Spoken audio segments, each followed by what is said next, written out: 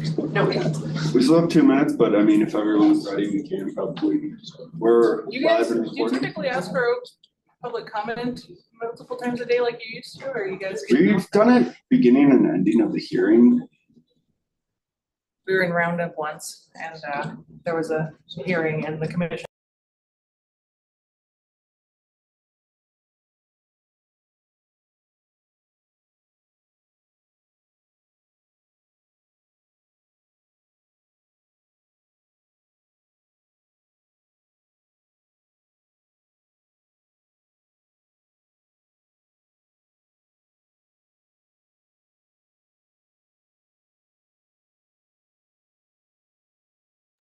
Good morning. We are back on the record. The time is 8:30 a.m. The date is May 22nd, 2024. This is the third day of the public hearing in docket number 202-402-027 involving Southeast Garbage LLC's application for a Class D certificate of the public convenience and necessity. The commission and its staff are again appearing from Baker, Montana and Fallon Medical Complex. Commissioner Bukacek is attending the hearing remotely. Commission Attorney Dan Poco will again be advising the commission. Commission staff are also present in the room. Before we begin, I should just ask if there's any public comment. Seeing none, you can proceed with your case and sheet. I'd like. Oh, go ahead. Just before we begin and we turn to opening statements, I just wanted to confirm the exhibits that are currently admitted into evidence, just for the record. For my estimation, all exhibits in the identified in the protestants' pre-hearing memorandum are admitted into evidence. And that goes up to double C at this point. Ms. Peppas, double D is a demonstrative exhibit. I'm guessing that was not intended to be moved into evidence. Did not intend to move it into evidence. Haven't utilized anything else yet either. Beyond that, from my estimation, I will turn to the applicant's pre-hearing memorandum. From my estimation, exhibit 3 was offered into evidence. Exhibit 7 was offered into evidence. Exhibit 11 was offered into evidence. And exhibit 15 was offered into evidence. And I think at the beginning of the hearing, we stipulated to exhibit 1, which was the application. That Ms. Wasserman, that is correct. I did not there. mention that because that is currently part of the the other pre-hearing memorandum. So I believe that covered the ones I just discussed covered all of the evidence for both in the pre-hearing in protestants' pre-hearing memorandum and then the ones that were moved in. And then I think we had I had asked for the commission to take judicial notice, which we don't have the exhibits with us, or didn't any lease agreements that were filed with the commission. Correct. And any missing annual reports, to take judicial notice of any missing annual reports. I think the transcript accurately reflects what the annual reports were that were discussed on the first day of the hearing. So we'll rely on that for the judicial notice of those annual reports. I will say my memory does not recall exactly the discussion there, but we had come to, yes, there was some judicial notice of the annual reports discussed the first day of the hearing. The thing I will also say is if we can make sure to have all exhibits marked and turned into the court reporter for addition to the transcript, that would be excellent. That can be taken care of over some kind of break. Just wanted to clean up and make sure the record is clear. And then one final thing for me. Exhibit for applicant was referenced, but that came in under Exhibit K for protestants, right? Correct. All set? Ms. Pappas, you've called for the Commissioner Panucci, I believe we had reserved opening statements, if I may. Oh, yes. Thank you, Commissioner. One thing I think the commission needs to. I have to speak way up. Thank you. One thing I think the commission needs to, we need to be clear on here, and the commission needs to take into account, is that this is a very different garbage hauling application case than the recent cases that have come before the commission. The most recent case was an applicant requesting a 5-county region, including Yellowstone County. Those are counties with a growing population currently of around 200,000 people. Previously, Grizzly Disposal applied for a permit in Missoula County. That's a growing county with a population of about 120,000. Here, the area Southeast Garbage proposes to serve is a Carter, Fallon, and Lebo counties. This is a much smaller population area. There are only about 5,400, 5,500 people living in these 3 counties. This is a grossly different market than either of the most current applications that the commission may have considered. For some context, these 3 counties have about 4.6% of the population of Missoula County. I'm gonna ask you to stop flipping through that paper, I'm sorry. Oh, Sorry. sorry. I like that he's the bad one, not me for once. I've been in trouble for 3 days, so. In any Class D application hearing, it's the applicant's burden to demonstrate that they're entitled to a Class D permit. Commission's well aware of the Title 69 provisions that apply and the commission's precedent which applies. But in essence, based on the commission's interpretation of Title 69, the commission is in essence required to look at a 4-part test. Is the applicant fit and able to perform the proposed service?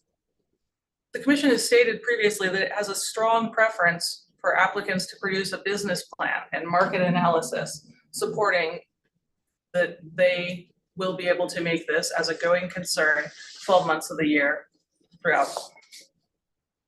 Second, has the applicant demonstrated a public need for service? Third, if there is a public need, can the incumbent hauler or haulers meet that need?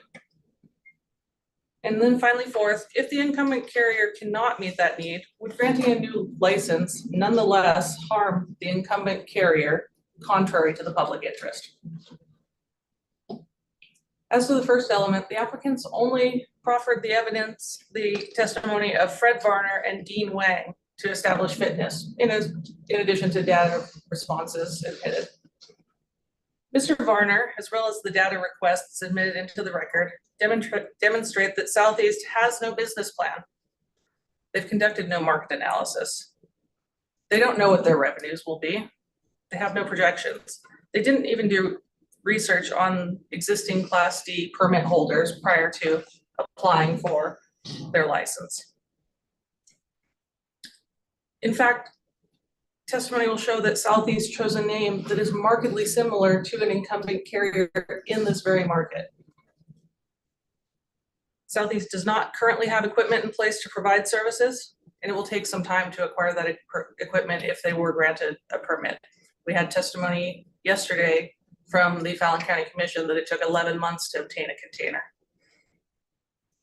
Southeast's sole plan to fund its operations is entirely through a loan from the Bank of Baker and purchase almost $1.4 million worth of equipment. Fred Varner stated that Southeast does not plan to have its members contribute any capital to the operation. They plan to fund the business entirely on the loan. When asked, Fred Varner didn't know what the interest rate would be on that loan. He didn't know how many years term the bank would offer. Dean Wang did offer that information, and he testified that the interest would be between 6.9 and 8.2% on a 3 to 5 year term. Based on the numbers Mr. Wang provided, Southeast's annual loan payment would be between $325,000 and $515,000. Even adding on very minimal operating costs, just insurance and fuel, that exceeds the entire amount of regulated income that G&G currently has in this market. Southeast, even if they took over the entire market, quite frankly, cannot make this a going concern.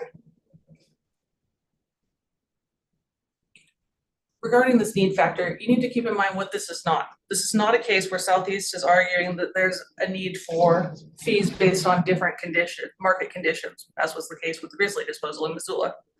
Southeast is not arguing that this is a case where there's a need for more reasonable rates. In fact, Southeast agreed not to put on evidence that its rates would be better. This is not a case where Southeast is arguing that there's a need for additional types of service. Instead, Fred Varner's testimony is that Southeast decided to haul garbage without conducting any research based on a dip in service this past winter. Southeast's case is solely that need for Southeast is offered via witnesses from Baker and Plevna, who largely testify that residential route services had a dip in service this past winter and have improved markedly since that time. Likewise, the limited roll-off customers testified that services have improved this year. While Southeast insinuates that these improvements were directly in response to Southeast's application being filed, that's simply not the case. We'll provide testimony for you today that G&G's acknowledgement of the service issues it was facing and its attempts to fix that predate any knowledge of Southeast's application, and these two things happen to intersect. Once G&G received customer complaints, it responded to those complaints and it learned that its driver was not performing his duties, including equipment pre-checks and post-checks, routine maintenance required under his job description. When G&G found that out, they expeditiously responded by hiring a new driver to ensure that they would have coverage for the services needed and fixing any maintenance issues left by the previous driver. G&G initiated this process over a month before it became aware that Southeast was applying for a garbage hauling permit. Moreover, you need to keep in mind, there are actually two other haulers that are licensed that currently have permits to serve in this market. There's Southeast Trash Removal and there's Mouse City Sanitation. Mouse City Sanitation's owner is here. He's protested this application, and he will testify today that Mouse City does in fact serve this market. However, his shop is in Miles City, and he can't compete with G&G on price because his services are based on his cost of service, as is any business. He'll explain to you that based on his experience in the market, this market does not have the customer base to support two haulers. That said, he will testify today that if G&G were not operating here, he would serve customer needs here. He would open a shop here even. He doesn't do so because the community can't support two businesses with the population base that they have.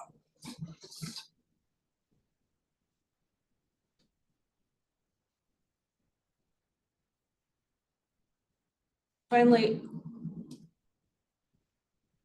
the commission should not grant an additional permit because there would be harm to existing customers contrary to the public interest.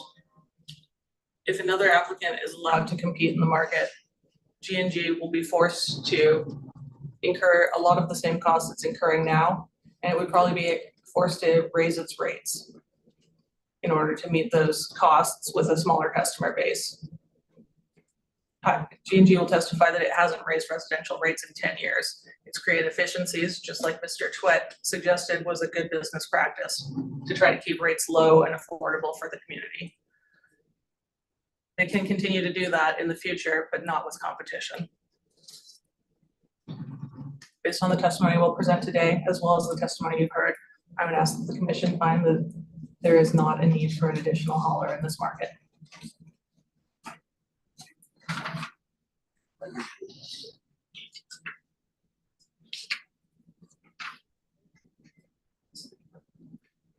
That's a good point. Everyone that's going to testify, I'll have you stand and raise your right hand. We'll swear you in all at once.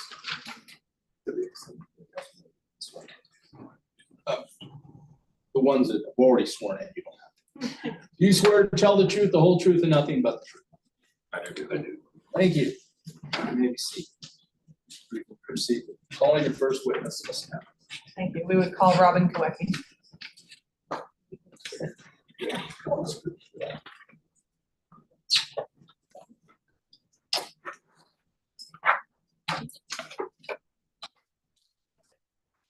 Object to this, is this witness disclosed? This witness was listed on Southeast pre-hearing memorandum as they listed any shipper who had provided an affidavit. Mr. Kowecki Wait a minute. provided an Was affidavit. listed on the pre-hearing memorandum, go from there.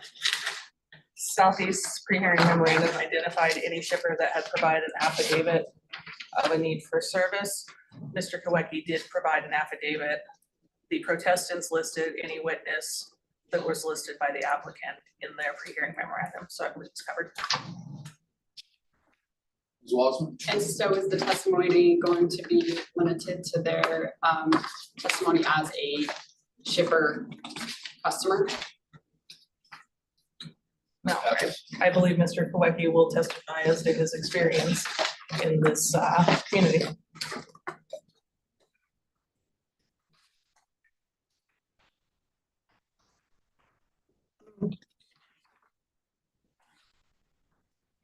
This is not rebuttal testimony.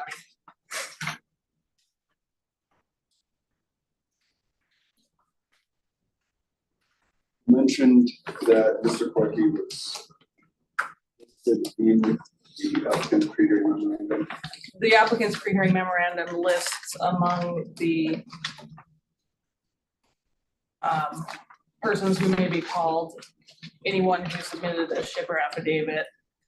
A shipper affidavit was submitted by Mr. Kowecki and it is produced in the data request responses at Southeast 000079.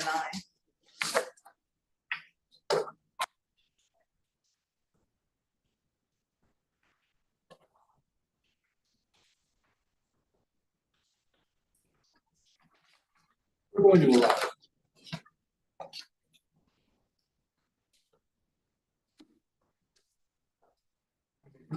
Thank you. Can you state your name for the record? Robin Kowecki, Can you spell your last name? Kawecki. Mr. Kowecki, where do you live? I live in Eagle. And what is your job? I own and operate Southeast Trash Removal in Eagle and have so for the last 7 years. And what does Southeast Trash Removal do for business? I do residential and commercial pickup in Eagle. Do you have a Class D permit to haul garbage issued by the Public Service Commission? And do you know what the extent of that permit is? I serve Ekalaka and the 5 mile radius. Thank you. And you said you handle residential and customer pickups in Ekalaka, is that correct? Yes. And where do you take that garbage? It goes to the Ekalaka transfer station. Do you have a contract with the town of Ekalaka, or is this entirely a private service that customers can choose or not choose? It's a private service. You said you've been doing this for 7 years? 7 years ago when you started, you know approximately how many customers you have? I had between 55 and 60. And how, looking back to 7 years ago, how did you haul garbage back then? I used to pick up with racks on the side and loaded it on my bike. A lot of work. A lot of work. Is that still how you haul today? So, 3 years ago, I bought an automated truck. And I bought cables for all my customers. So, all Is that a big investment? it is. How much does that kind of truck cost?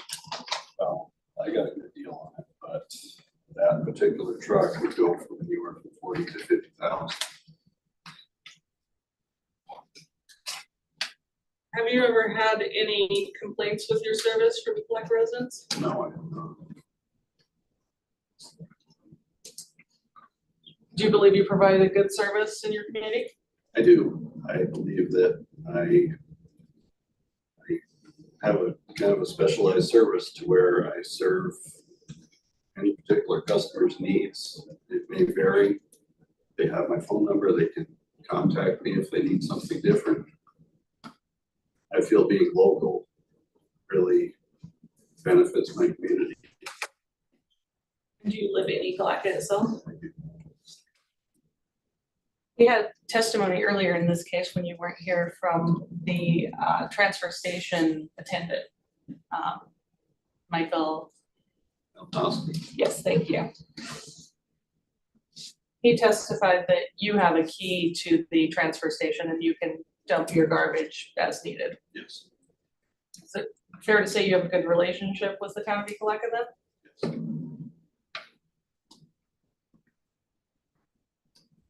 Are you aware of who hauls the containers from the transfer station? Yes, G&G. At the end of last year and beginning of this year, did you experience issues with G&G service? Yeah, there was, a couple of weeks where we had a driver quitting and trucks breaking down. There was a couple of weeks where they weren't able to get stuff hauled. Since been hauled, they went down every Monday since, swap dumpsters. And there's a different driver for G&G now? Yeah, I believe they hired a new driver. Okay. And since that new driver came on, have you had any issues with the transfer station?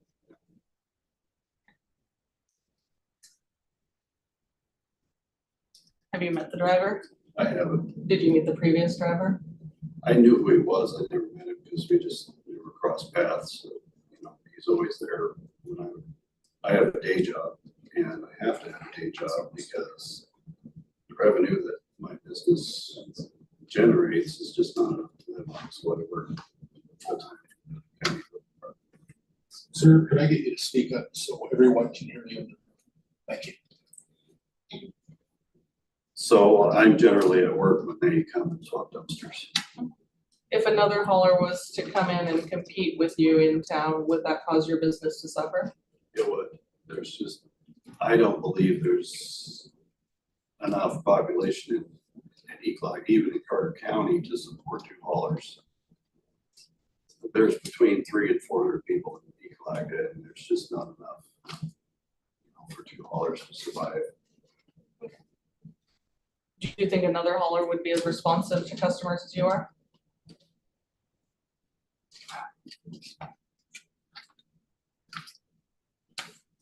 No, I don't believe that.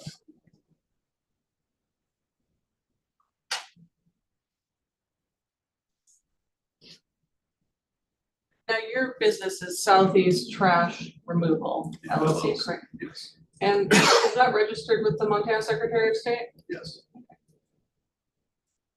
How did you feel when you learned that Southeast Garbage was applying for a permit under a similar name? I feel like it caused a lot of confusion. I feel like some people thought that that was my business when they saw these affidavits. And I think that caused some confusion. And I guess that kind of upset me too, seeing that a company with a similar name coming into the area that I'm licensed for. And you signed an affidavit you were presented in relation to this case, is that correct? Yes, Who asked you to sign that?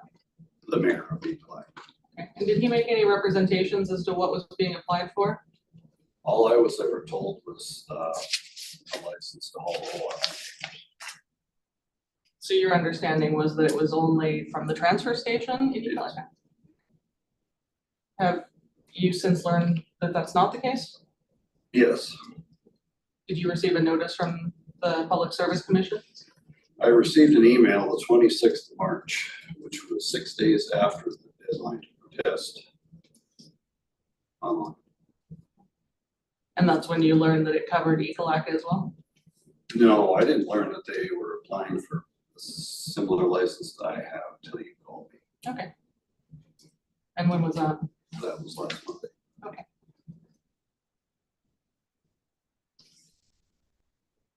Had you known that they were applying for the Ecolaka market prior to the protest date, would you have filed a protest? You wouldn't have protested the application? Oh, I would have, yes. Okay.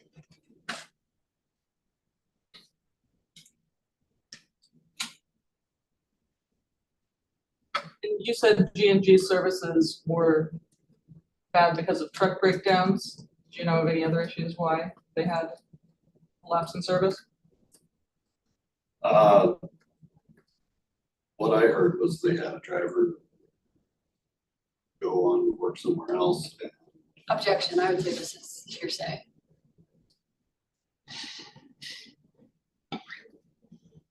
He's just offering the basis of why he thought the services were bad, but he did say he heard, and so if you want me to re-ask the question, I'm happy to do so. Go ahead and re-ask.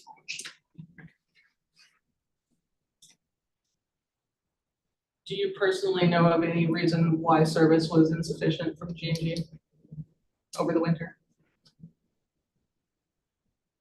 I don't know the reasons. I just know that there was a couple of weeks where they weren't able to provide service. But since the new drivers come on, the service has been satisfactory, experience? Yes. One last question, your new garbage truck, what kind of capacity can you fill that with? It holds 30 yards. 30 yards, and do you typically fill it entirely before you dump at the transfer station? No, How much do you typically put? I would say 10, 15 yards. Okay, and is that weekly or? I would say I dump it twice a week, and so probably it would be full for the week. If I Okay. was to just, So you think you probably contribute 30 yards a week, is that fair, yes. on average? Does the town of Ecolaka limit how much any citizen can take to the transfer station? Not what I pick up. Now, if an individual was to go out there with their own vehicle, say with a pickup truck load, they would charge an extra fee for that. Okay, but they'll take whatever you bring? Yes. And what kind of garbage carts do you use, or do you use tubs or carts, or do people provide their own? I use all 96 gallon cans for residential, 300 gallon. And do your customers purchase those, or do you? No, I don't.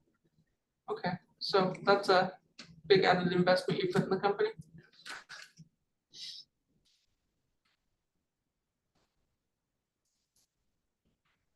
Thank you very much for your time, Mr. Clerk. Swansea? Excuse me, sir, I need to wait right there. You may proceed with your cross-examination of this witness. Thank you.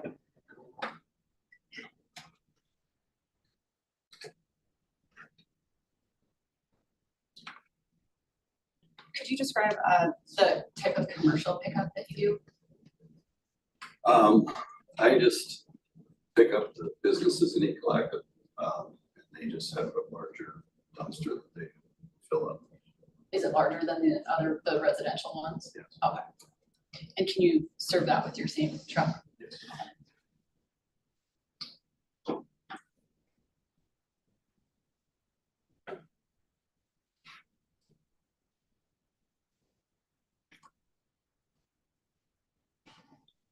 And you did sign a shipper affidavit I did. saying that the services of G&G were inadequate. Is that That's correct. correct?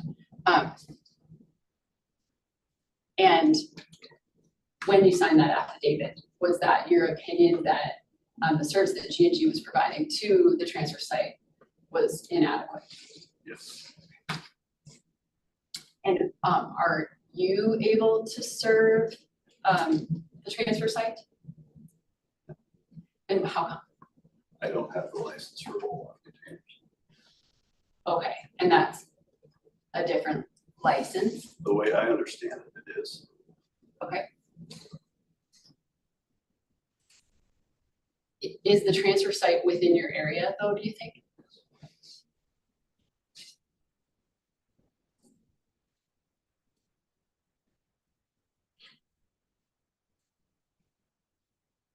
And you testified that being local benefits your community. And that any customer complaints go right to you. And no one could be as responsive as you are because you live in Eagle and you care about your community. I do.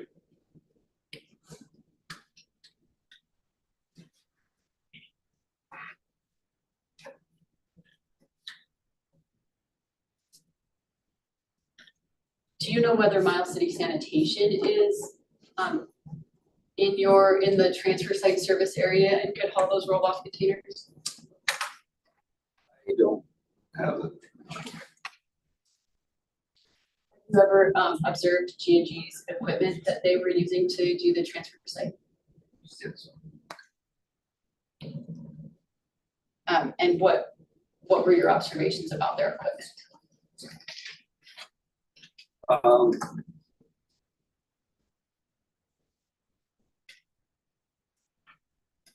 would say some of it seemed like it was older equipment, and I can understand that, trying to keep costs down.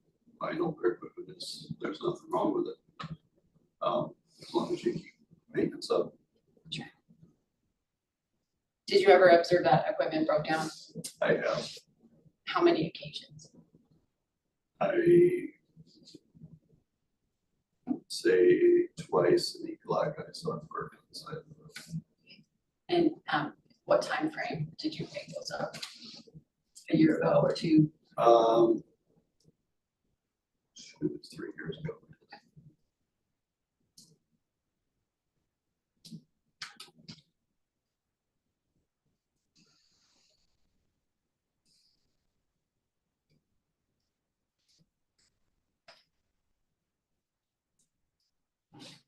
You were present when Fred Varner testified that he has no intention to serve the town of Eagle yesterday, were you? I was Objection, not. Ms. State's testimony. I'm sorry. I didn't hear you. Objection, Ms. State's testimony. I believe Mr. Polko elicited testimony that he did not intend to amend his application, which was for all of the counties, which would include Ekalaka.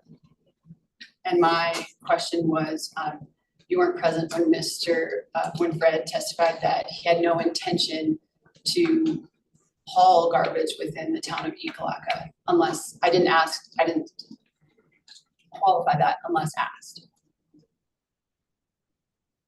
What the application is and intentions is different. Ms. Pepis?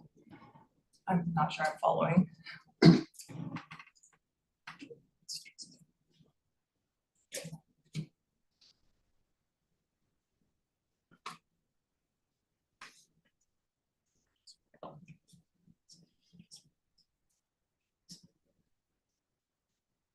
I'm gonna overrule the objection.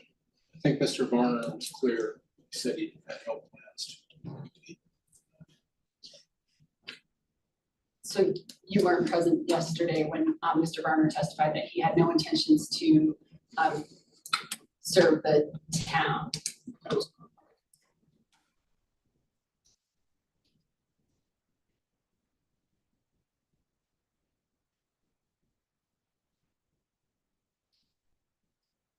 And can you understand that people who live in Baker might also consider themselves to live in Southeast Montana? I can. Okay. And can you understand, did you apply to the Montana Secretary of State when you registered your business name? I did. And did you ever do a search for similar names or to see if your name was available?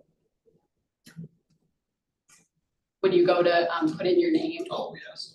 And the Secretary of State will tell you if that name is available for use. And then they will sometimes tell you, are you aware that they will sometimes tell you if that name is already taken or too similar to another name to not be distinguishable? Are you aware of that? Okay. And so can you understand how if somebody just went to the website, put in a name that they thought sounded good and it was approved, they might just go ahead and use that name? Yes. And how they might not be aware of all the other similar names in the area? Yes. Okay.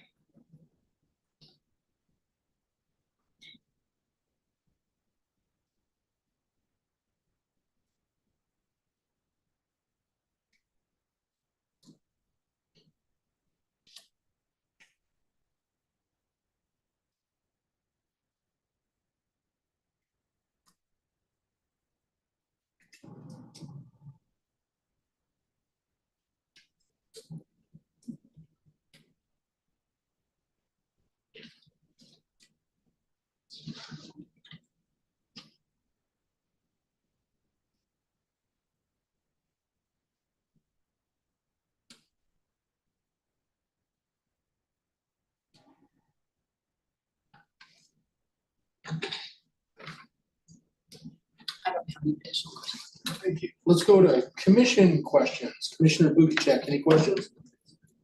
No questions. I have, sir. In your time hauling garbage, has an inspection of your truck been done where you were told you had to replace it, say a kingpin or a tie rod? So repairs had to be done to make your outfit more safe. Has that ever happened to you? Were you taking it in for an alignment and you were told that? Not yet, but I do my own maintenance and check everything, so as far as I know, it's good, but no, I have not taken it somewhere to have it inspected. You're not able to perform an alignment on your garbage truck, are you? No. But you do have that checked. And if you were told a kingpin or a tie rod needed to be replaced, would you have it replaced? Yes. There's been testimony given where there's been a failure. And would you say driving in a school area or a residential area picking up garbage, it's important that your truck maintenance be top notch, say brakes, alignment, tie rods, kingpin? Absolutely. Okay. Have you ever had service disrupted or you didn't perform service for longer than, say, 2 weeks? Ever since you've been in business? Would you say if it had no business picking up garbage for a month, that would be unacceptable? in your opinion? Could you? If garbage was not picked up for, say, a period of 30 days or longer, would you consider that being unacceptable? Yes.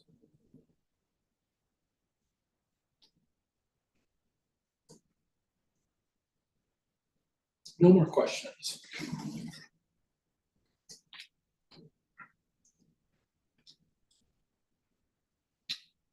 Should we go or would we first recross? Okay. Would you like to recross? No, I don't have any questions. Would you like to redirect? Very briefly. Okay. Thank you, Thank you. Commissioner. Mr. Kowicki, Ms. Wassman asked if you might not be aware of all similar names in the area. Do you remember that? How far is Ekalaka from Baker? 36 miles. And you've been operating in Ekalaka under the Southeast Trash name for 7 years? Yes. And you acquired that permit? Is that correct? Or did you apply for that permit? Permit? Yes. I bought the permit. Okay. from the previous owner. And did the previous owner operate under Southeast Trash as well? No. Okay, so Southeast Trash has been operating in Ekalaka for 7 years. Thank you very much. Would you like to, oh, go ahead, do you have any questions? No. Oh, would you like to temporarily excuse this witness? Oh, I believe we can permanently excuse the witness. oh, that's right. Sure witness. We've messed with you All right. Temporary or permanently excused? permanently. Okay, sir, you may go. You're excused. Just ask for Wi-Fi password. FMC guest. You may call your next witness. Call Kelly Reed.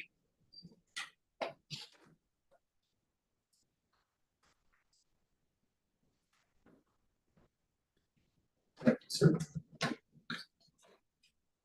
Please state your name for the record. My name is Kelly Reed, R-E-I-D. Good morning. Is it okay if I call you Kelly today? That's fine. Where do you live, Kelly? We have a 119 Balsam in Miles City. What do you do for work, Kelly? I'm a businessman in Miles City. I'm the current owner of Miles City Sanitation How long have you owned Miles City Sanitation? since 2008. Do you have experience in the garbage industry before that? Ma'am, Miles City Sanitation previously run by one of your family members? it was an uncle for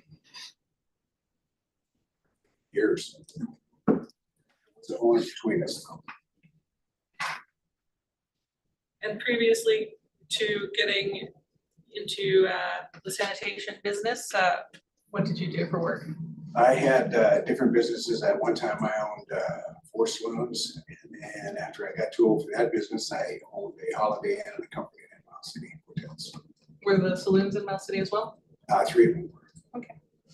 Have you lived in Mound City a long time? Well, except for 7 years of college and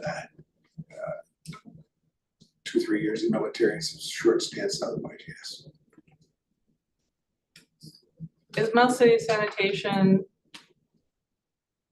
does the Mound City Sanitation hold a permit with the Public Service Commission to haul garbage in the state of Montana? Yes, ma'am. And in broad strokes, can you tell me where Mound City Sanitation serves? Yeah, as a matter of fact, I can. We have permits in Weaver County, Powder River County, Rosebud County, Custer County, Fallon County, Carter County, Weaver County, Dawson County, and Prairie County, and I have done some work for other permit holders in Treasury and Garfield County. Okay. Do you lease some authority too? I do lease an authority with Dawson County for roll-offs and a 5-mile radius in Dawson. So do you offer services within some towns, No, ma'am, just Mile City. just Mound City? And other than that, is it rural services? You know, we do some in Forsyth too. It's all rural services and yes. Okay. How far out do you travel for a regular customer? Do you have any idea? My farthest customer is 110 miles away, and I have numerous customers at 850 home. And that's one way from your shop? Yes. Do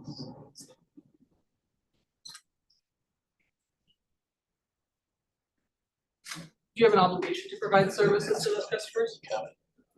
I believe I do. When I got the permit in 2008, the lady from the PSC informed me that part of the reason you get the permit is to serve everybody that asks for it. And so my philosophy was, you ask for it, we're doing it.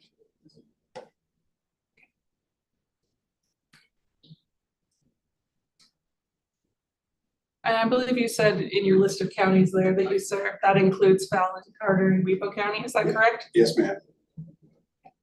Have you had calls for service in Fallon, Carter, or Weepo counties? I've had calls for service in Fallon County numerous times, yes. And have you provided services in Fallon County? I have, we have a policy that if another service is there, for the customer's sake, we always say, listen, we'd like you to call GT first for the price, because if we have to drive 180 miles round trip, it's gonna be a lot more expensive than those guys do it. However, if it doesn't work out, you call us and we'll come. Okay, so have you ever denied anyone service within No. your service area?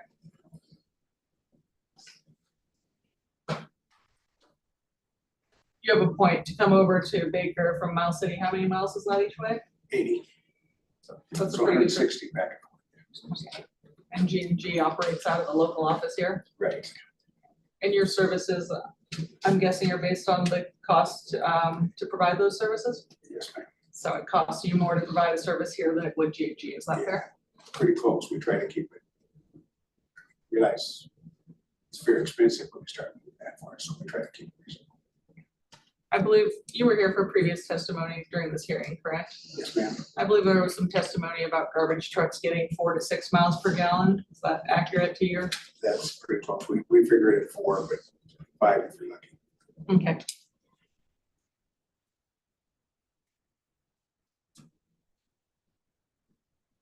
So in Miles City, you operate your shop.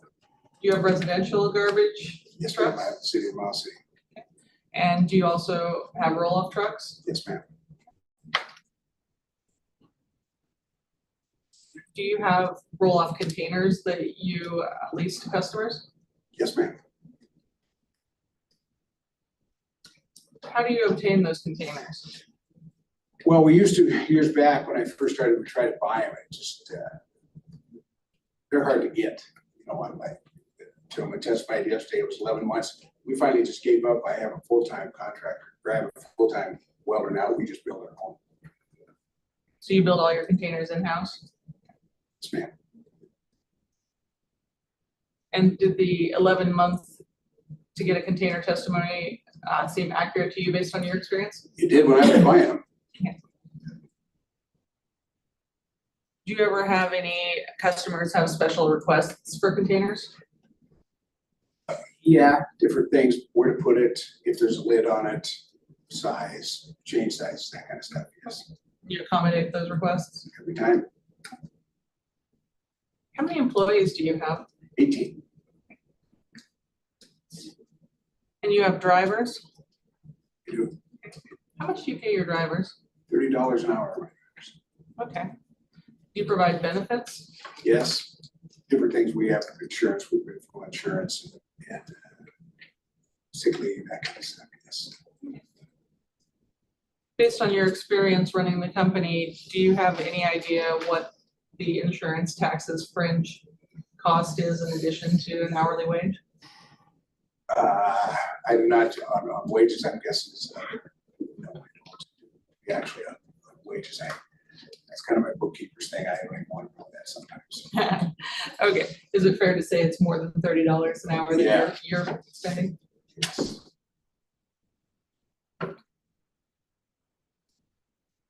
You have admin staff as well? Yes, ma'am, 2. How much do they get paid? You get paid $24. Plus benefits as well? Yes. You mentioned you have a guy on hand that does your welding Yes, ma'am. and he's an employee as well. Yes, ma'am. What does that cost? I think I pay him 28. Do you think it's cheaper for you to build containers or buy containers? To be honest, it's cheaper to buy them if you can, but the loss of time and the quality of container, it's worth it to me. Do your drivers perform maintenance or do you have separate maintenance people? I have a full-time mechanic. And what does he get paid? He gets paid $30 an hour.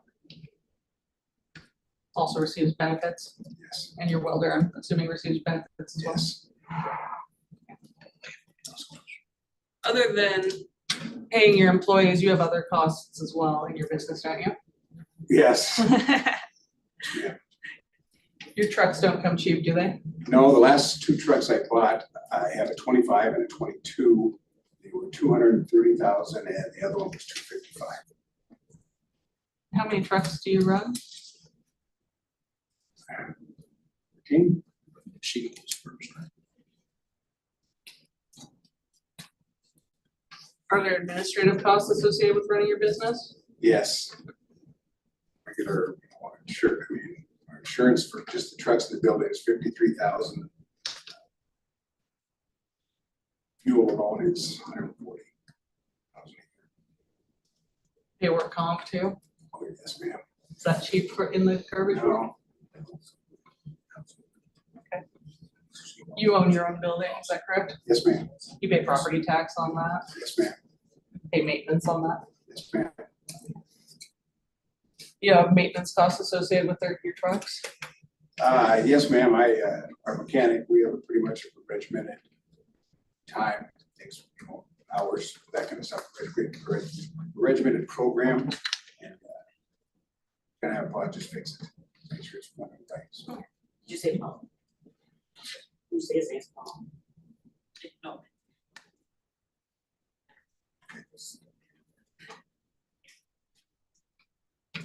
You have to buy parts for yes, ma'am. the trucks often? Well, garbage trucks are a lot of moving parts, so there's, yes. Can it take a while to get those parts? Yes, we're kind of more of a hub than out in the Baker, Ekalaka, so it's kind of quicker we can find them, but it can take, depending on the part, it's been up to a week. You have to fly them in. Yes, we go line some trucking. You go through a lot of tires? Yes, go through a lot of tires, a lot of gravel roads. Do you know how often you're replacing tires on trucks? I do not with that many trucks, but we have one down there pretty often, we line up gravel roads, tires. We can get our tire bill, but it's healthy. Okay. Running rural routes is harder on trucks, is that Especially fair? gravel roads, yes. You mentioned garbage trucks have a lot of moving parts. Can you explain that? Well, not being a mechanic, but you know, trucks have a lot of parts, obviously, the back end, drum and the, you know, put the garbage in and stuff, and it's just, they get rattled loose. And, just it's more than a regular semi truck.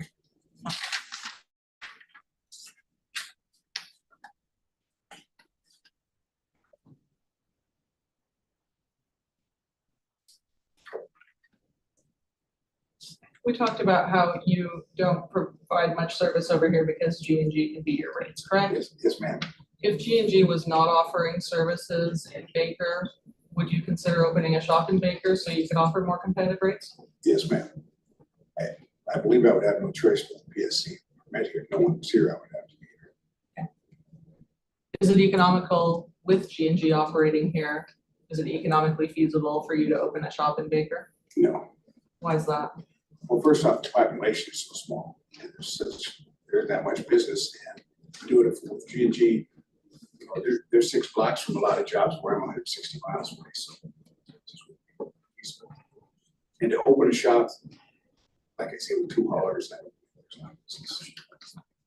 Because there's costs associated with having a shop, aren't there? right, And if you had a truck out there all the time, there would be costs associated I would have to move a truck and a driver at the shop, in a shop, at a minimum, right?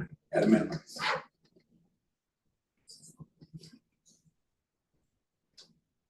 You were here yesterday for the testimony from Fred Varner and Dean Wang, is that correct? Yes, ma'am. You've actually been here for the testimony this entire time, haven't you? Yes, ma'am. Based on your experience, is it viable to have an idea to put $1 million into a business without a business plan or market analysis?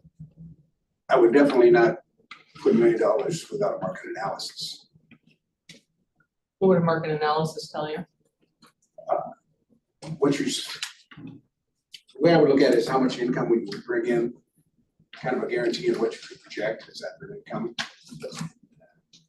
costs.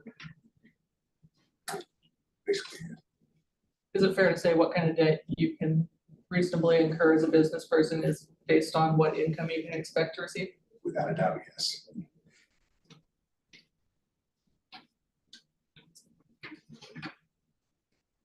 You heard Mr. Wang discuss a loan term of 3 to 5 years.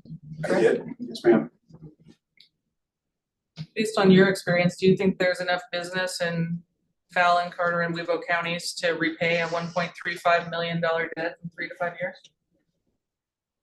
No, ma'am, I think if you look at the debt, at 1.35 million at 6.9%, you're talking about a $300-some thousand payment, $312,000.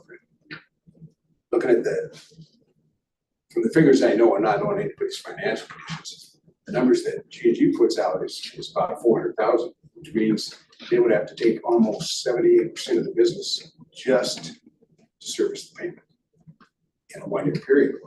So I would find it with other costs, insurance, drivers, trucks, I would find it not feasible.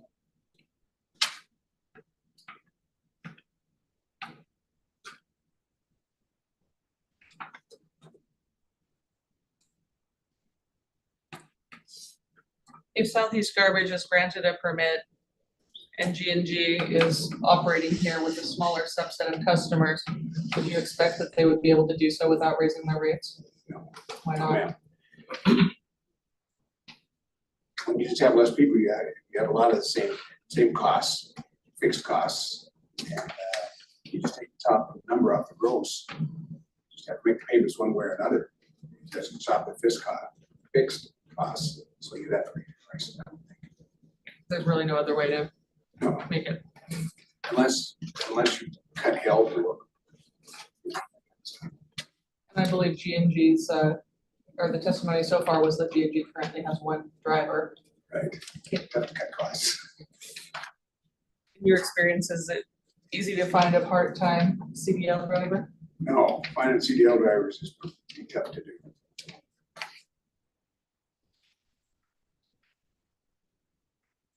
Have you ever had an employee that wasn't meeting your expectations? Yes, ma'am. you ever had to fire an employee? Yes, ma'am. Can that process take some time? Yes, ma'am. Can a problematic employee wreak a lot of havoc before they go? Yes, ma'am. Garbage business, can they cause a lot of damage? Yes, ma'am.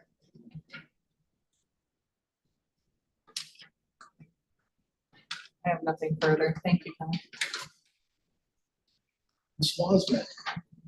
You're welcome. You cross-examine. Thank you.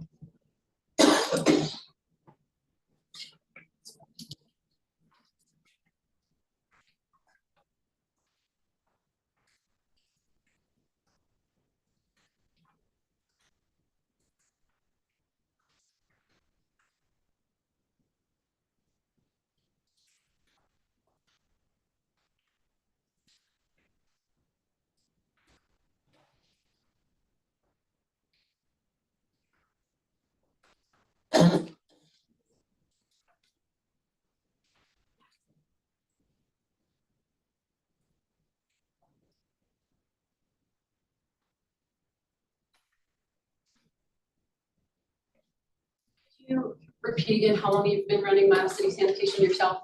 2008.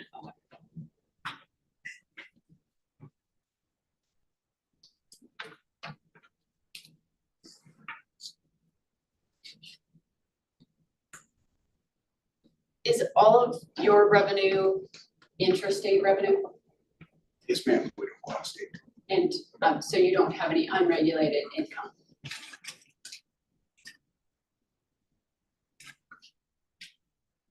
Regulated like the garbage business. I'm guessing interstate or doing jobs that aren't regulated by the Class D. No, ma'am. Okay.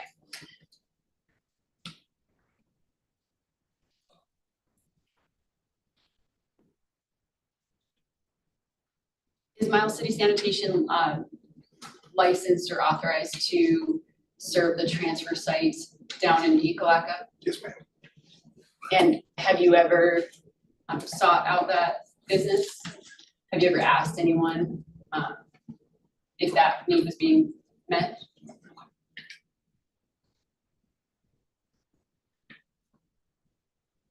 Do you advertise in Lebo, Fallon, or Carter County? We do a lot of advertising, so I would think someone get over here, but I don't go to their paper or anything like that. We have a website. I guess no, I don't. So you haven't put ads in the papers in those counties? No, ma'am. Do you have any sort of agreement with G&G not to come to their turf or territory? No, ma'am. You testified that you have not denied service to anyone. That's correct. So if someone calls for service to your company, who do they speak with? I usually speak to my secretary, however, it's a situation where it's out of county or something like this, they speak to me. And are you aware, would your secretary, if she fielded a call like that, be sure to pass that along to you? I would think so, yes. You know, case by case, but yes, I would Sure. think so. So you're pretty sure that you would know If I if, was turned down, Yeah. yes. okay. And are you aware of Val Suhanic calling up to Miles City Sanitation and requesting service? I am not. Okay, Was she with the Keystone Pipe? I don't believe so. And were you aware that she was told, nope, you'll have to deal with G&G? Okay, I'm not aware of a situation like that because our standing policy is we say, we'd like you to check with G&G. Because if we do it, it's gonna be so much more expensive. It's a better thing for you. So my girls, they should say, no, we will not. Or no, check with G&G. If you can't figure it out, call us back. That's kind of our standing policy.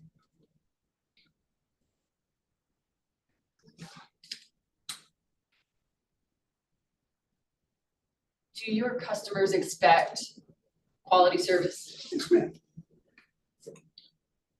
And do you think that customers sometimes feel that they'd rather have service at a slightly higher cost that you might be able to provide them?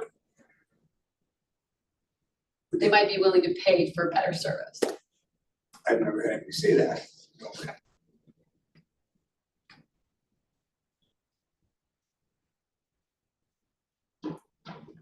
You testified that you have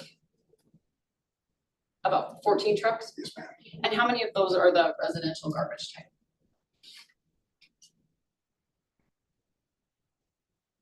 7, 6.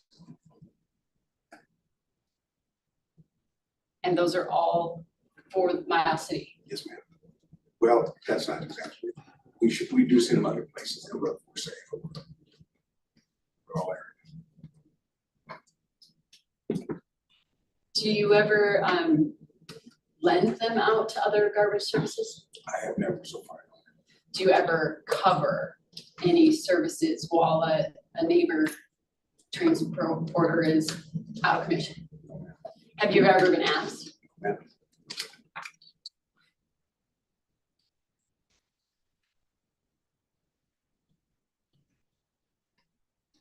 I should take it back just a little. Garfield County, that's owned by Republican, Moose County, in the same situation, so they'll call me and say, there's a job just outside Jordan, you just go ahead and do it, so we have for 200 miles. And so I have done that in Garfield County and Treasure County. And is that roll off or residential? Roll up. Okay.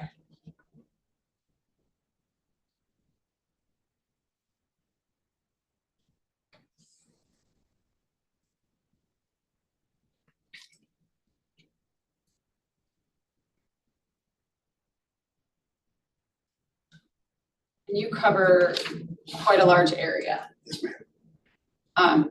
Do you have any other shop buildings other than in Miles City? So Miles City is the hub and everyone comes Everything back. Yes.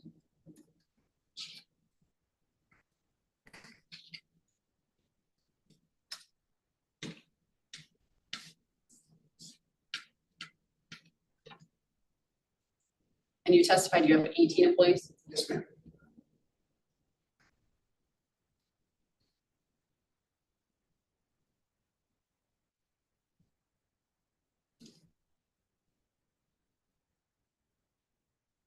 And so if I correctly jotted down your testimony, that includes 2 admin, Yes, ma'am. a full-time welder, Yes, ma'am. a full-time maintenance, Yes, ma'am. and then how many drivers? With CDLs, I'm gonna say, I'm gonna say probably have 6 or 7.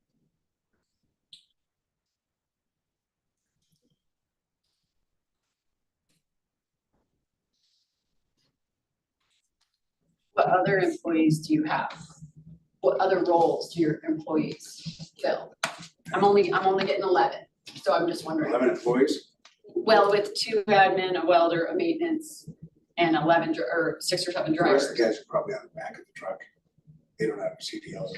Our trucks, the alleys in Miles City, the north are so small, almost all of our trucks in that area are the rear loads. Okay, So we have guys in the back of the truck.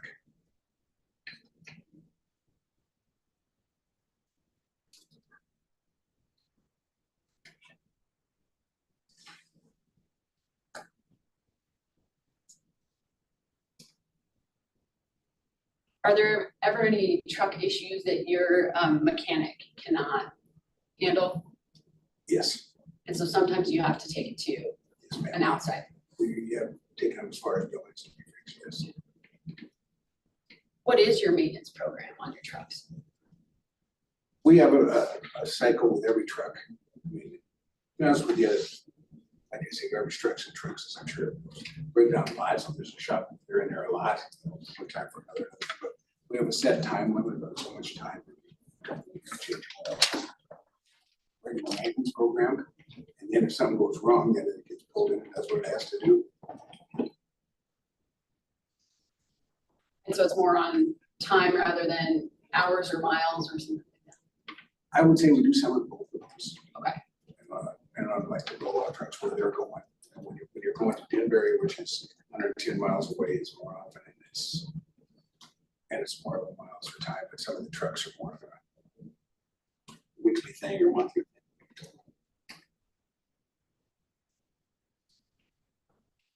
Are you familiar with G&G's operations in this service area? I'm familiar with the name and Mike, I'm not familiar with the services or. You've not seen any of their equipment?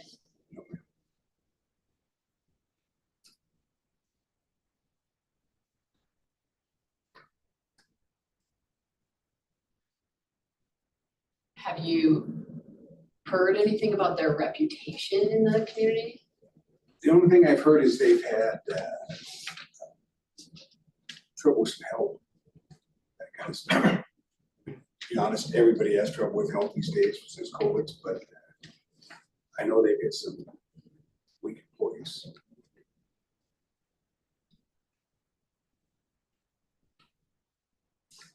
Do you provide a safety program in your operation?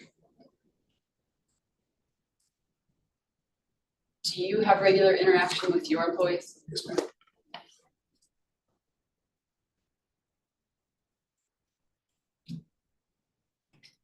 You testified that it wouldn't be economically feasible to open a business here because you'd have to open a shop. Do you feel that would be required to have a shop here due to the distance, or why? Yes, I do. I think that if Gigi was gone and Marty were not there and there was no one here, I would have to have a shop here just as simply for the winter. Make sure the truck could start and the driver, and then it's always, you know, I would put a driver here that's got some maintenance experience, and then so anything he had to work on and keep the truck marked basically.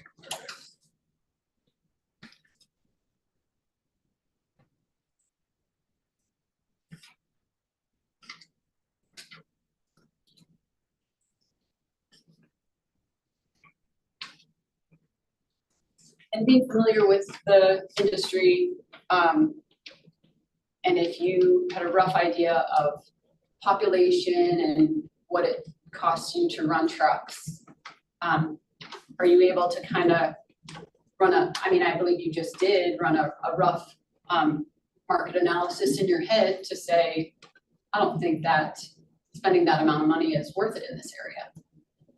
So you just run a market analysis right here for us today, didn't you? Yes, ma'am. Have you raised your rates in the last 5 years? Yes, ma'am. And was that necessary Yes, ma'am. because of the cost of everything? Right. Diesel went from $4 a gallon. Say $5 a gallon. Self-explanatory. Have you given any raises to your employees in the last 5 years? Yes, ma'am. Do you find that provides your employees an incentive to do quality work for you Yes, ma'am. and retain employees? Yes, ma'am. The employees that you've had to fire, how long between the problems and the firing did you let that go on for? Well, there was more than one. I would say a couple days, the longest.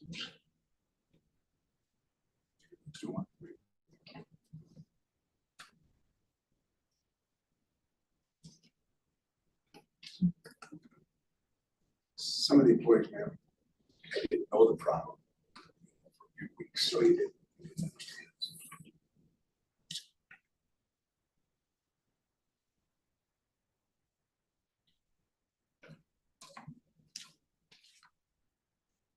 Do some complaints about service go directly to your employees? I would think so, yes. And do your employees pass that information along? I would think most of the time, not all the time, depending on the complaint. If it's, you ran my dog, you let my dog out of the yard, that would come to me. But if I catch an employee going to the bathroom in somebody's yard, that kind of stuff always gets to me, so. Is the condition of your trucks important to you? Yes, ma'am. And are you pretty familiar with the condition of each of your trucks I am. at all times? Yes, ma'am. We buy new trucks every 3 years.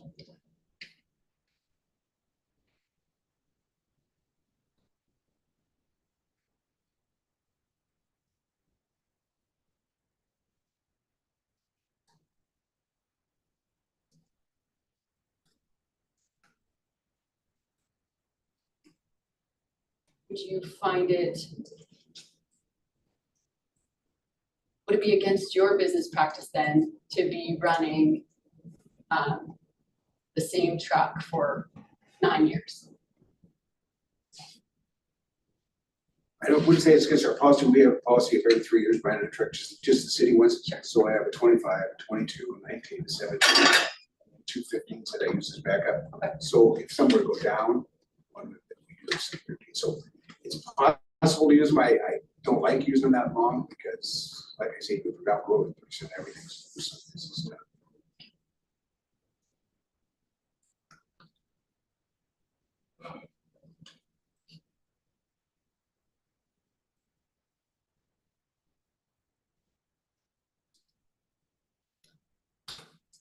If one of your mechanics were to suggest a repair to you, would you always make that repair? 100%. And do you make that promptly? Yes, ma'am. So she asked me.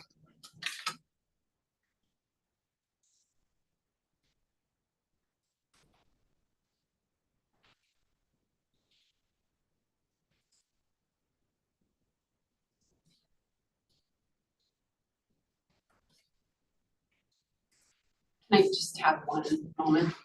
Yes. Sure, go.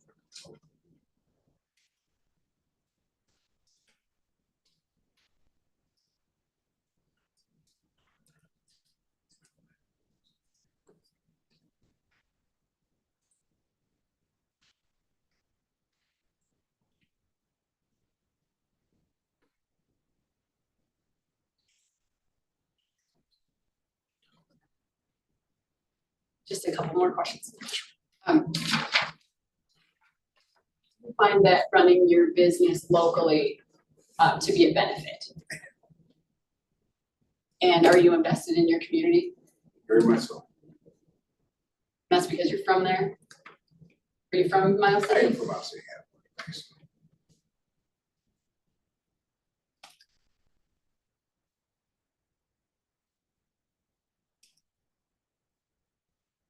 I don't have any other questions, thank you.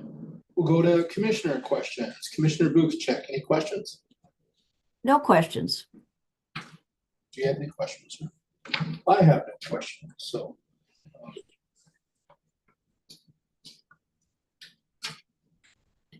Do you have any?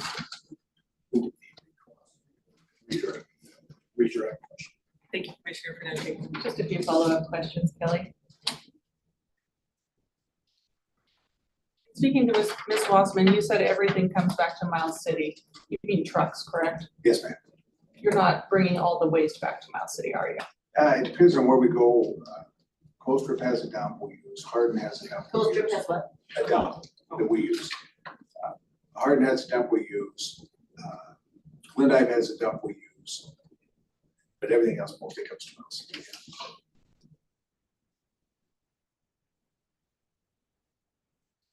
You discussed with Ms. Wassman the maintenance for your trucks. Do you recall that? I do. You stated that your root trucks took different maintenance than perhaps your roll-off trucks. Is that fair? Yes, ma'am. Is it fair to say that the amount of maintenance depends on the use of the vehicle? Yes, ma'am. You discussed that you replace trucks every year. So those are your root trucks, right? Every 3 years, yes. Every 3 years. And you're replacing one root truck every 3 years. Yes, ma'am. Do you run root trucks every day? Yes, ma'am. Except Saturday, Sunday. 5 days a week though. We run 4 trucks every day. 4 trucks every day, 5 days a week. Yes, ma'am.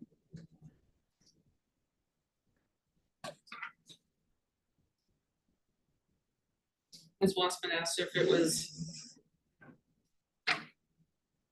important to you to run your business locally. You recall that? Yes, ma'am. But you go over 100 miles away from your business to provide service, don't you? Yes, ma'am. You just named some of the towns: Colstrip, Hardin, Glendive, Forsyth. Promise. You're serving all of these communities from Miles City. Right. Do you Not consider? the town. We don't have the service in the town. We serve within a 5-mile radius. And Certainly. Do you consider that local service? I do. Thank you. Nothing further.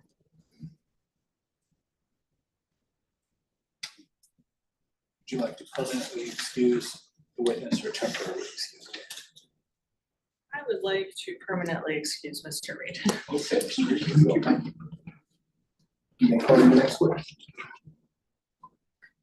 Your Honor, Commissioner, may I request the indulgence of a restroom break first? Yeah, sure. 5 minutes, 10? Certainly, thank you. Okay, the time is 9:44. We'll go off directly. We'll come back on, say 8.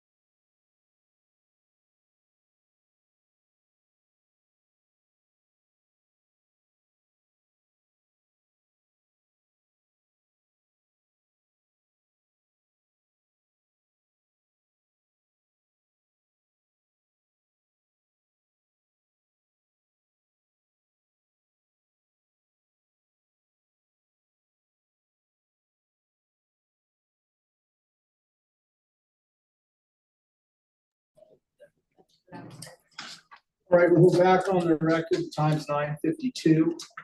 Ms. Pappas, you can call your next witness. We call Chad Varner.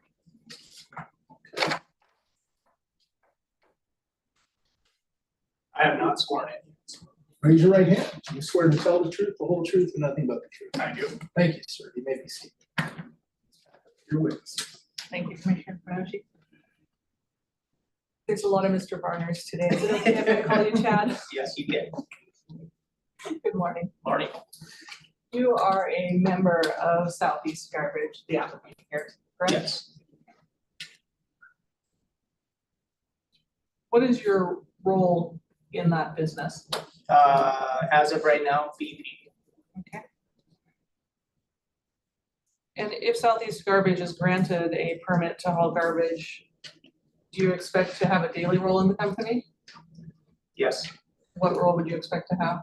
Either drive roll-off truck or a garbage truck, whatever it takes to, whatever I have to do. Did you draw up a business plan for Southeast Garbage? No, I did not.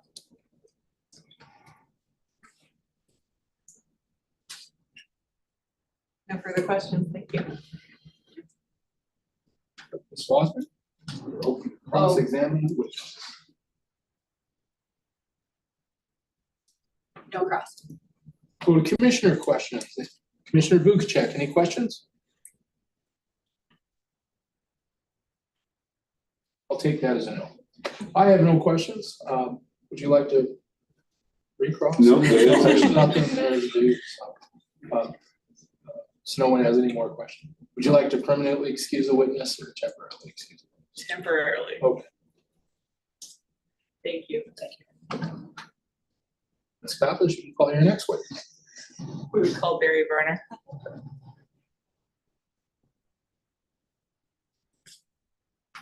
Have you sworn in, sir? Yes, I have. Okay. You may proceed. Good morning. May I call you Barry? Yes, ma'am. Thank you. Barry, you're a member of Southeast Garbage, is that correct? Yes, I am. What is your role in Southeast Garbage? As it would be a president. You're the president? Yes. Okay. If Southeast Garbage is granted a permit, would you have a day-to-day role in the business? What would your day-to-day role be? It would be easy to drive the truck if needed or do any repairs or any. Did you draw up a business plan for Southeast Garbage? Yes, I did. And did you produce that in response to data requests? No. Why not? I just did the business plan to see what it would be like. Did you help respond to data requests? Yes, I did. Are you aware that there was a request for any business plans? Yes. And you chose not to produce it? Yes, my attorney told me not to do any of that because it would file under so-called.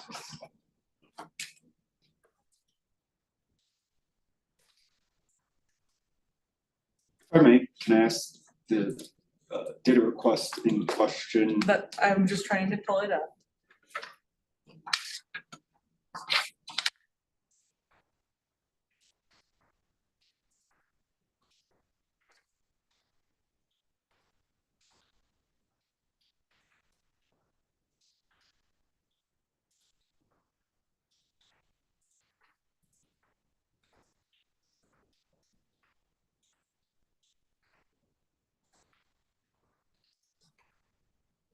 GGG 008A.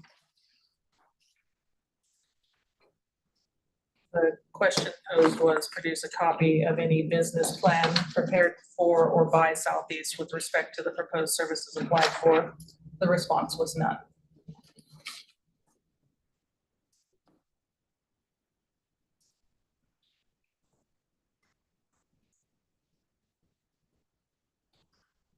No further questions. Ms. Wasman, would you like to cross-examine?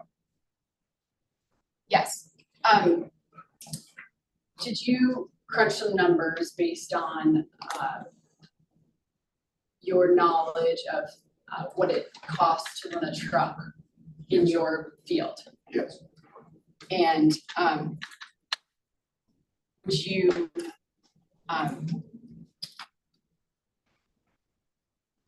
your estimates of feasibility, would you label that, your little number crunching, as a business plan? Yes. You would call it a business plan? Well, we have business plan, that would be figure out financial fit.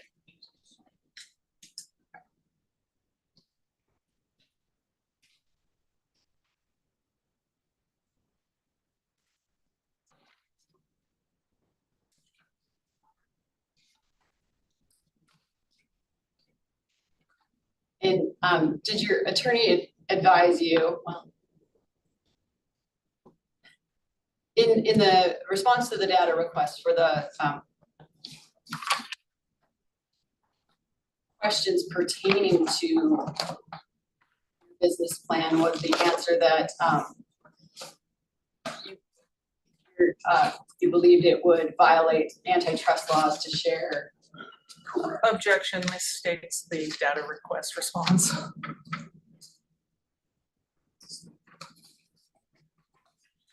Substain. And my question actually said the expenses and revenue. Excuse us. Feel free to respond.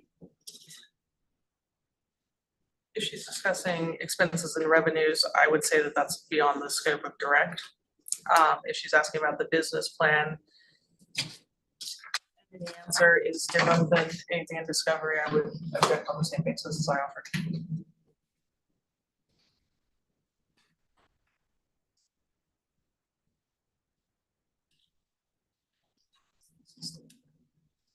We'll stay with substain.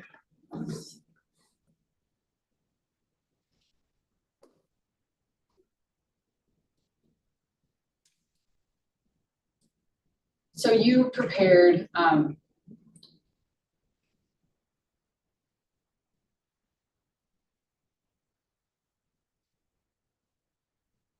estimates of what you believe the costs and revenues would be, crunching numbers to see the feasibility of the business. Yes. And to any extent that you did not provide that as your response, could that have been due to a misunderstanding of what a formal business plan is? Yes.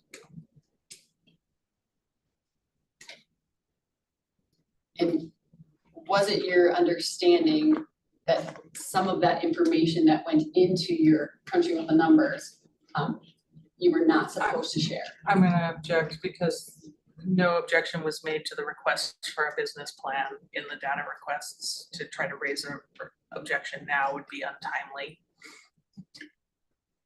And I was asking, so he's already established, to any extent it wasn't provided, may have been a misunderstanding of a term business plan. And then I asked, and to any extent that his crunching of the numbers included rates, he was not allowed to share that due to the antitrust laws and competition, that is provided in our response to the other. And this whole thing is in the record anyway, but.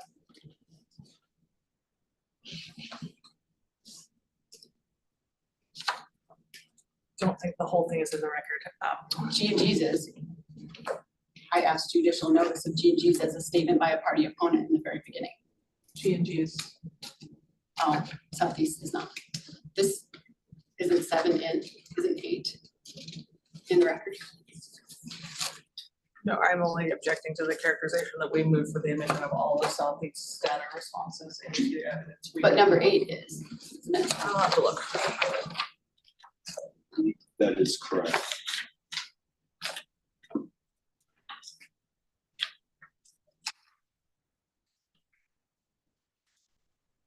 Currently, GGG 008, the data response is labeled as Exhibit M in the protestant's pre-hearing application, so the entire response is Certainly. In the record. That is correct. I'm sorry, I'm not sure what point Ms. Wilson was making. between objections here. Or if you were looking for further response. Ms. Welsman, were you continuing on, did you still have more response? Can you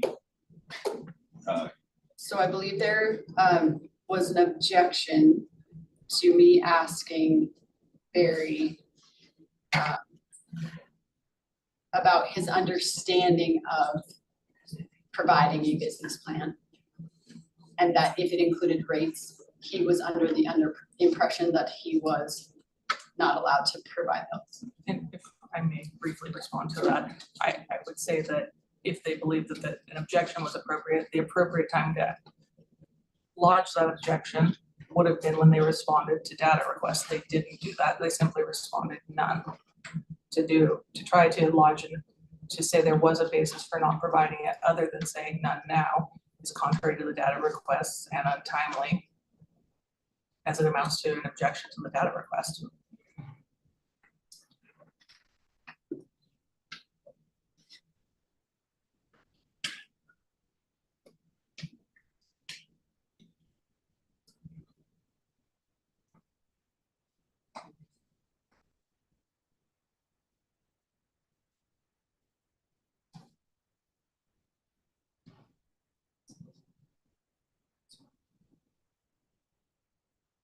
We're gonna overrule the objection.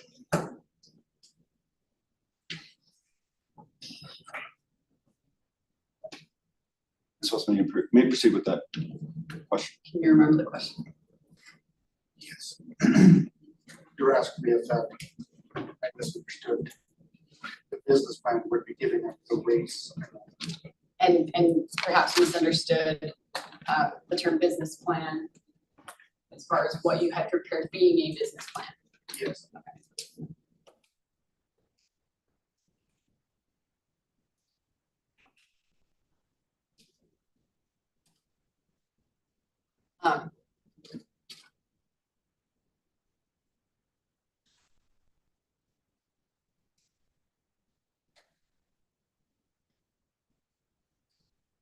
And are you able to provide the service that you applied for? Objection goes beyond the scope of direction. She asked if he had a role in the company, if he was going to be involved in day-to-day operations, in driving trucks and repairs. And I was just asking him if he's able to drive trucks, do repairs, and be a president. My question was only what his role was in the company and what his role would be if granted a permit. It doesn't go to the company's fitness. It doesn't go to any of the questions that Ms. Wassman's trying to elicit here. If she wanted to call this witness on direct, she certainly could have. She chose not to. It's inappropriate for cross. Can I just say one more thing? She's asking him about his roles. I'm asking him if he can perform his roles, if he's fit to perform the roles that she asked him about.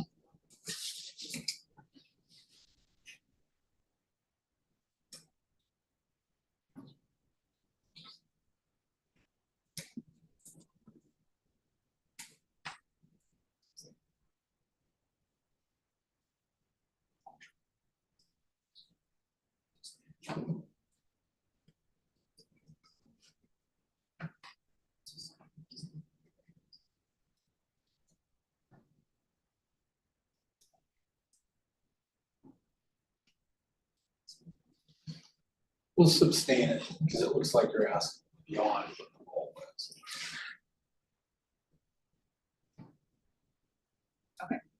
I don't have any other questions. Is there any commissioner questions? We'll start with Commissioner Vukacek. We'll take that as a. No questions. Oh, okay. Any questions? No questions. I have no questions.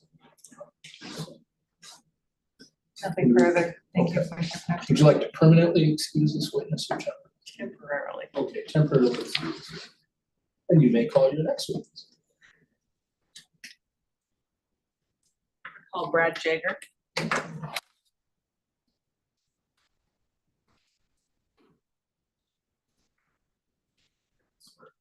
You did swear. Thank you, sir. Yes. Okay. Your witness. Ms. Pappas. Thank you, Commissioner Knapp. Morning. Morning, Can you state your name for the record? Brad Jagger, Where do you live, Brad?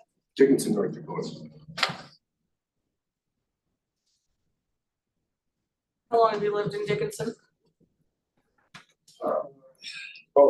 It's 8 to 10 years. And I grew up there originally. So you grew up there and now you've been there back 8 to 10 years, is that Yeah. accurate? Yep, I moved away and then moved back when my dad got sick. What do you do for work, Brad? Worked for G&G Coverage, What's your job title? Director of Operations and Sales. How long have you worked in that role? Probably 2 to 4 months, somewhere in there, just direct role. Is that how long you've worked for G&G or did you work in another role previously?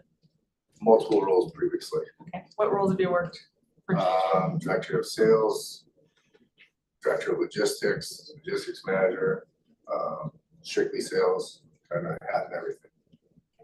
What's the total amount of time you've worked for G&G? About 2.5 years.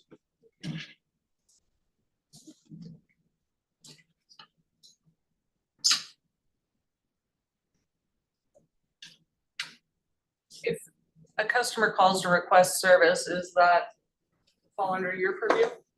It does. And do you have other employees that you work with at G&G? I do.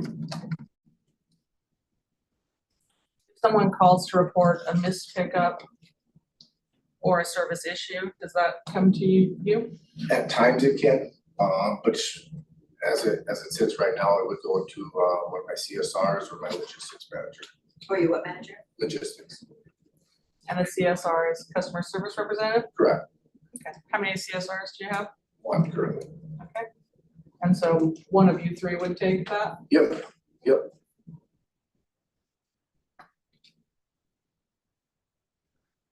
Are you responsible for scheduling driver callouts? Driver call out. So Driver scheduling for the day? I haven't had it. Yes, I oversee it. Okay.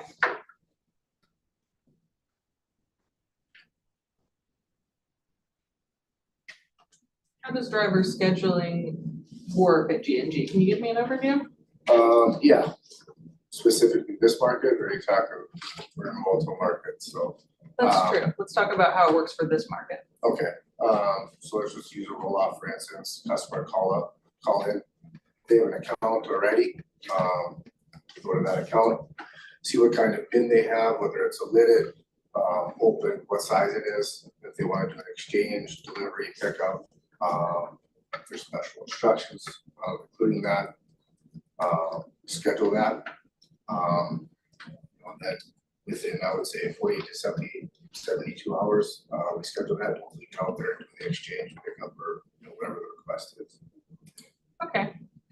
And how do you interplay the drivers with this call that you receive? It specifically goes by location, I would say. To start with, there's a bunch of factors. Location between, if it's inside Baker, outside Baker, is it outside, is it personal, residential? We find out what day that works best with us and the customer. We kind of help match those two and send a driver out. Okay. And how does the driver know where they're going? We use a system called Service Work. It's a web-based platform where we have specific pin drops for each location. So let's say you're on the south side, a lot of those don't have a specific physical address. We use those pin drops too, and then our system will tell the driver specific location, return locations of how to get there. Okay. And do you work within that system to prioritize pickups on a given day? I do. What can that depend on? A lot of factors. Location, when it got created, the job specifically when it got created, lead times where we're at during the week, environmental terrain, just to name a few.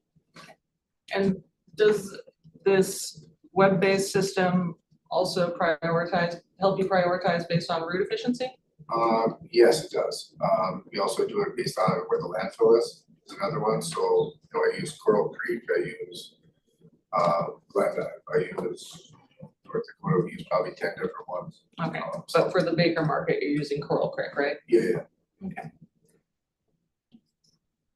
And so does a driver show up in the morning and have a list of stops? Essentially, yes, electronic list. So, you'll have a dispatch on between 2 and 4 jobs, depending on how many containers at each site. Because, if you have one site that has 4 containers, trailer, that takes a little more time than just doing one that's local in someone's house. So yeah, there is a list. They have that typically the night before. Need to make changes in it. We make it early in the morning so the driver is, as most efficient as possible. And how does the driver receive that list? Electronically on his dispatch. So within the service port, there's also a version that goes on your phone, which is an app, pulls that up and job listed in order on that. And does G&G provide a phone for that? We do.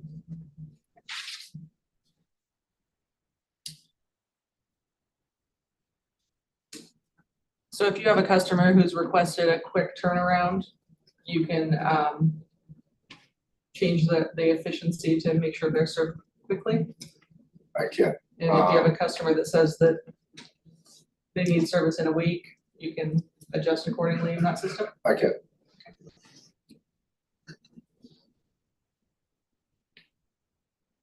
How do you know when a job gets done? There is a little green check mark, very simple system that tells you exactly when it's done, it's timestamped, and also the drivers what they're supposed to use. Complete that, put in their hours of time and duration that it takes to do that job, and then other checks and balances what we require specifically at G&G, just upload pictures. In this case, PIN number, sign a PIN, those things to give it a little context so we can speak to it when a person requests an issue. Customer will call in, and the people who take that call can speak to it. They have a picture in front of them. And is billing done based on those jobs being checked? Correct. Do you handle billing? I do not.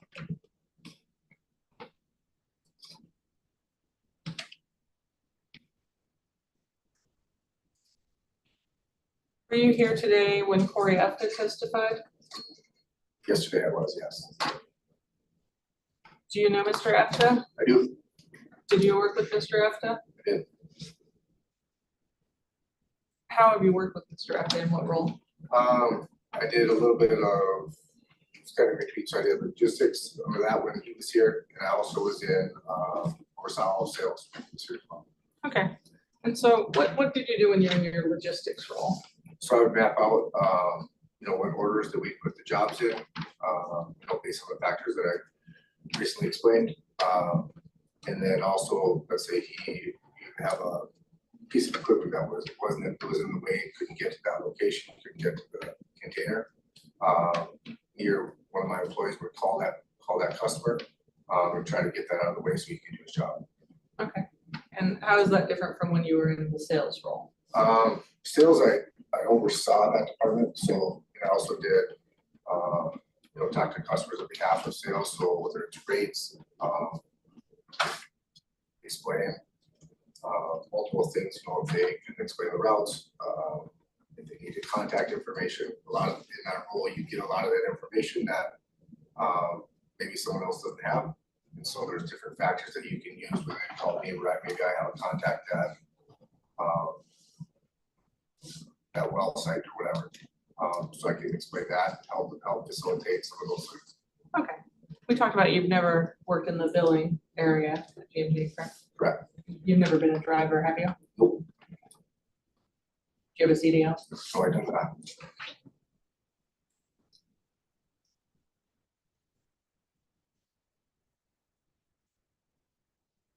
When you worked with Mr. Efka, did he consistently use the company phone? No, I did not. Did you have trouble reaching him if you tried to call him on the company phone? Yeah. Did that make your job harder? Very much so. Okay, how? Well, usually if I'm calling a driver at that point, time is of the essence, whether it's a change, whether it's a customer request when they're on that site, all those things come into play, and we're trying to be as customer centric as possible. When you can't get over your drivers, that becomes a problem that has a ripple effect over time. Do you recall Mr. Efta testifying that he chose to haul the furthest customers first? I do. Is that accurate to your recollection of how Mr. Efta ran things? Yes, Did that follow the call out list that he was given? it did not. Did that create issues for you? It did. How did that create issues for you? There's, the way he did it,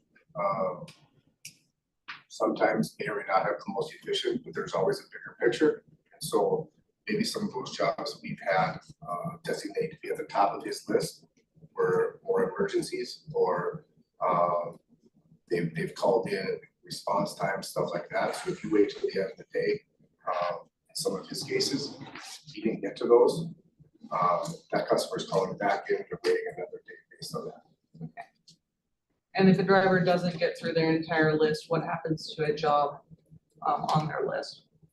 It has a ripple effect. And so what that'll do is you move that one to the next day, that becomes their first job. Typically that second day is already built out. So depending on location, weather, different factors, that could put those other jobs on the back end of that second day out 2 or 3 days. And that matters, especially in our business. Did Mr. Efta consistently mark when jobs were finished? No, we did not. How did that affect you? So what that does specifically, and I'll use our Baker garbage route, for instance, is he wouldn't mark those. And so if you have customers that call in and say, oh, either I missed something, or Canada broke a bunch of different challenges that we see. Like my team, me or my team couldn't speak to that because that job was not my job. So I can't tell if he's been there. If he hasn't, there's no pictures, there's no notes. You're basically leaving the company blind by what he did for that day. Did his failure to track jobs on the non-garbage route system cause issues? Yes, because as you alluded to earlier, when you don't close out those jobs or put notes in as to billing time, what triggers that when you close that job, accounting and billing get billed for that job. They can't do that unless Corey does his job up front. If you don't close that, then those just compound and compound. Those jobs get later and later. We can't bill for it, and next thing you know, those invoices are out 60 days. And that's not very customer centric. Did you tell anyone about your issues with Corey? You know approximately when you told anyone about issues with Corey? We would discuss that quite often. Okay. Told his manager, billing would speak to him as well, based on if you can't close out your jobs, you can't bill for it. So is it your understanding the company tried to take corrective measures? Very much so. And tried to counsel Mr. Efta to change his practices? Yes. Did he have a recalcitrance for doing that? Say that again. Did he have a recalcitrance that he was still not doing that? I don't know, sorry. I don't Sorry. understand that word. Horrible Neither word did the choice on attorney. this. Okay. Or one attorney. Despite receiving counseling, did you continue to have problems with him? Yes, I Not did. marking jobs done, not using the company phone, Yes, and not following the route plan? yes.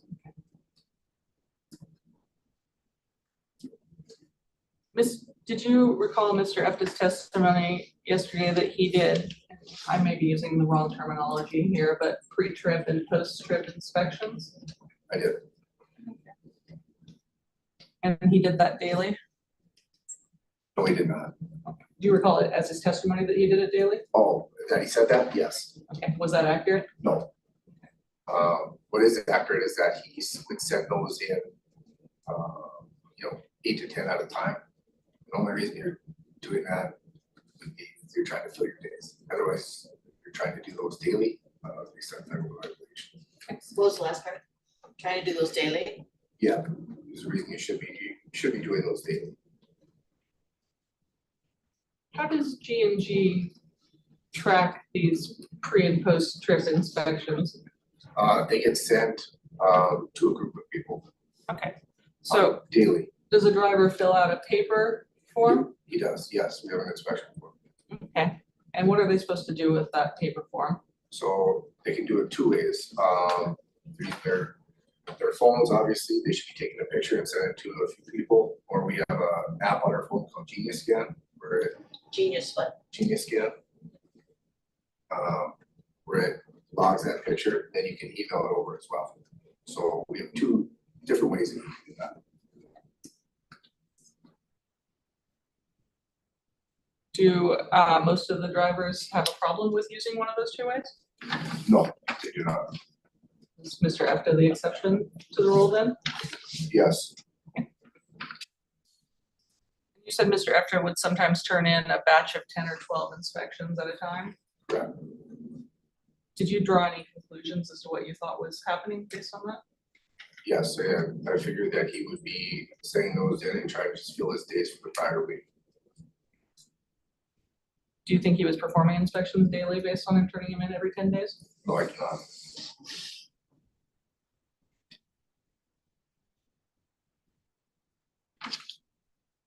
Would you say it was easy to work with Mr. Efta? No, Would it be fair to say it made it harder for you to do your job? very much so. Did it make it harder to provide good customer service? Yes, I was applying to it.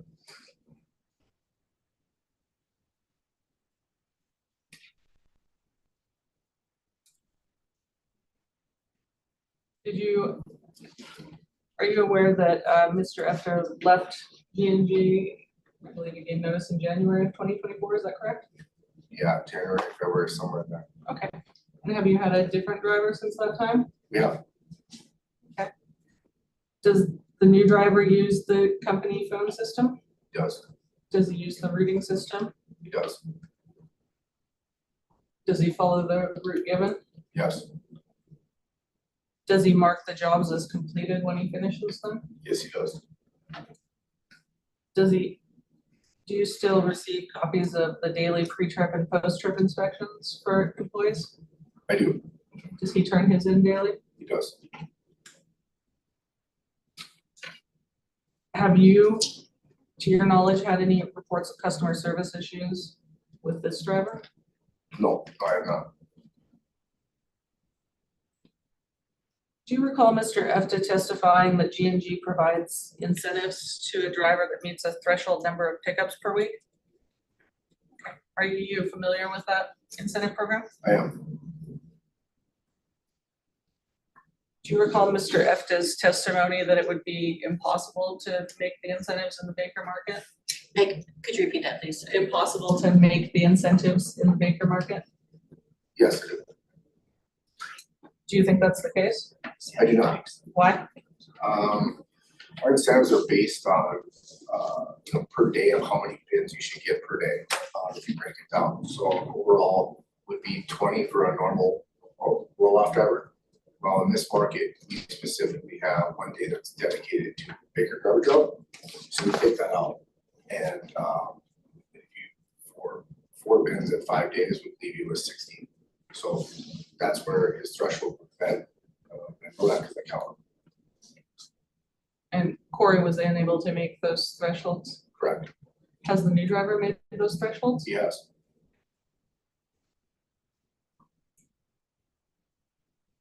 Why do you think the new driver is able to meet those thresholds while Corey wasn't? He, for one, he works every day of the week. And 2, I think he's, for lack of a better term, more determined during the day. We have to work in our business with a sense of urgency. I think he follows the routes the way that they're planned out. And that matters. Efficiency matters in our business. Have the number of customer service complaints in the Baker Market decreased since Corey left the business? Yes, they have.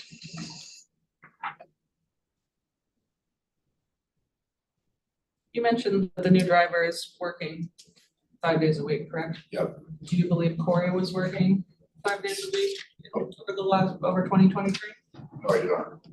4 days a week? Barely.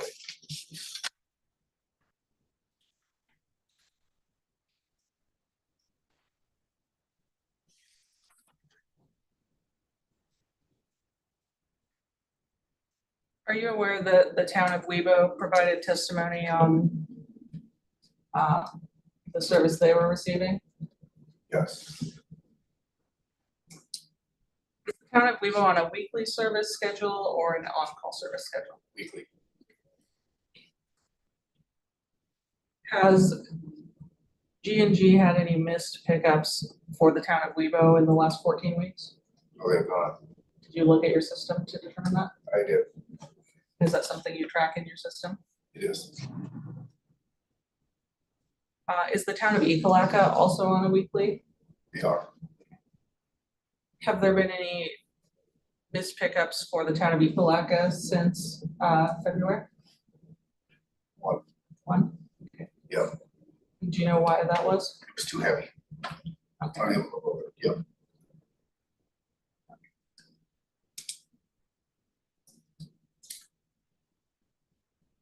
Did you look at the services provided for Scout Energy?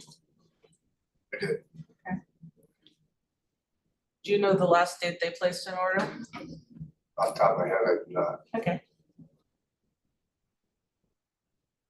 You looked at your email, would you be able to refresh your recollection? Yes, Do you have a phone with you? I do. Not up here though. It's not in here. It's just back there. I will not grab it.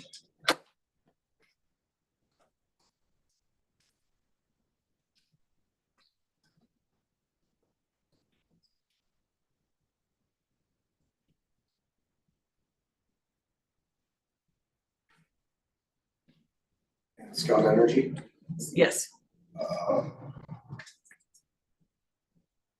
what specific was the question? I'm sorry. Oh, sure. Do you know when the last time they placed an order for pickup?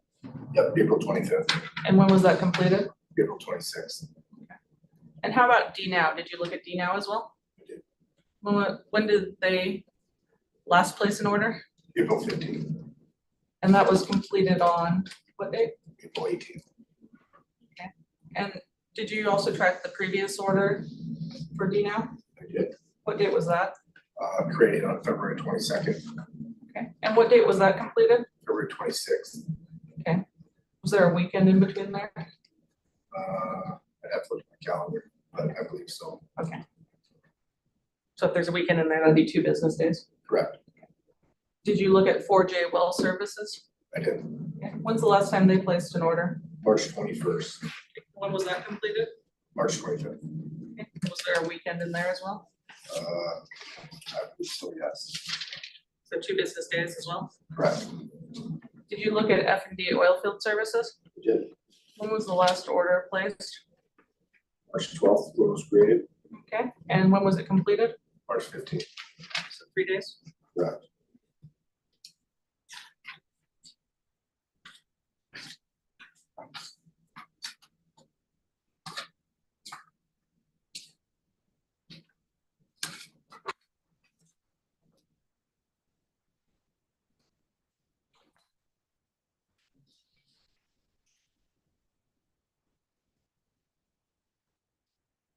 Do you work hard to give customers a good product? I do, Is that important to you? very much so, Is it important to G&G? very much so.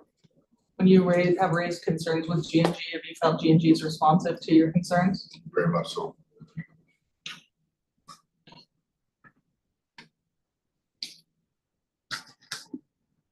Do you believe you're providing better customer service since Mr. Efta left in the Baker Market?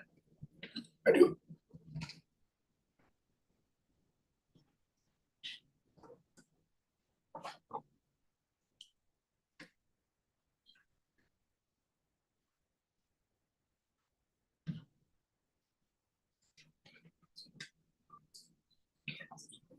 One last question. Sure. We talked about that Mr. Efta didn't mark his jobs complete sometimes.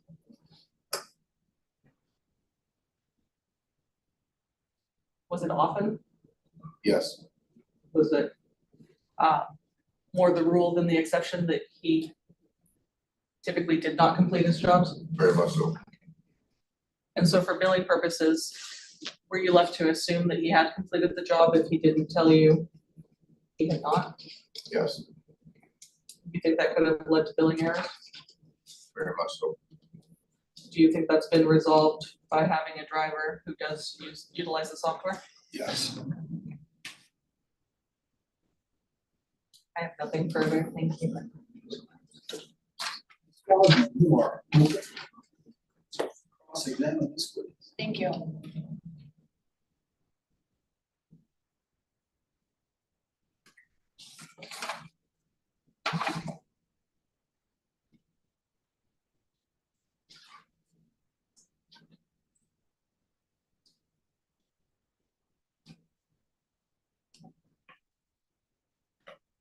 So you said that you're the director of operations and sales currently? Correct. And your previous role was the director of sales and logistics? Correct. Can you explain to me what they sound similar, so can you explain to me what the difference is? Sure. So under my purview now, I would say I'm more involved in planning, sales, completion of jobs, how those jobs are getting completed, efficiency, things of that nature. As whereas before, I oversaw logistics. I didn't as much do it. I've done it before, but my primary focus was sales oriented. So are we building business in different markets, specific to this market as opposed to, both sides of, adding more revenue streams in different markets.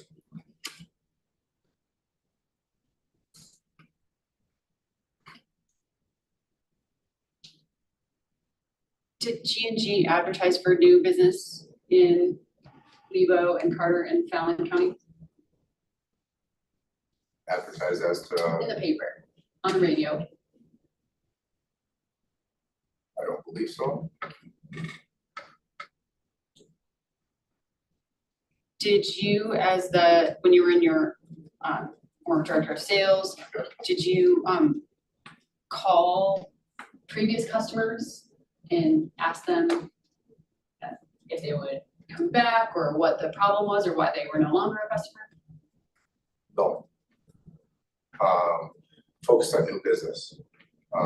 There are times where we would have to customer resolution, customer service kind of stuff. I focused more on how we're adding new business to each market.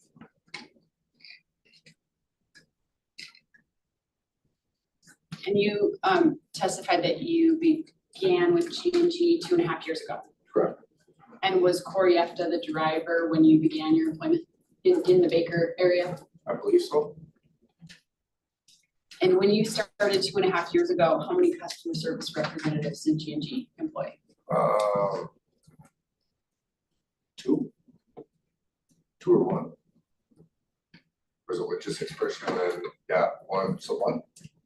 So the entire time that you've been employed, they've had 1 customer service representative? Used to have 2. Okay, when you first started?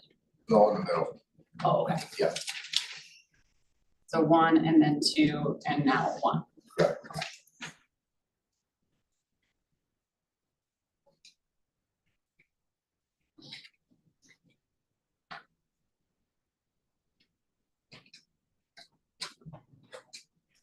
In your 2.5 years, did you receive customer complaints about missed pickups in this service area? Yeah.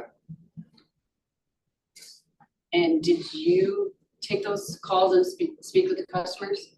There would have been sometimes I would have, yeah. And then did you follow up with Mr. Efta about those concerns? Yep. Every time?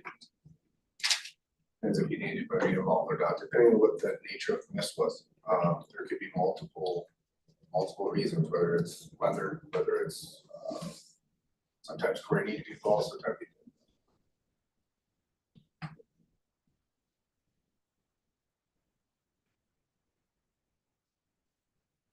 Who was Corey's supervisor In his career. throughout the 2.5 years? How many supervisors has he had?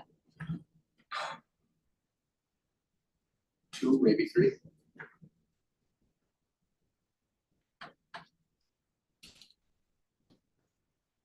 And who were those 3 supervisors?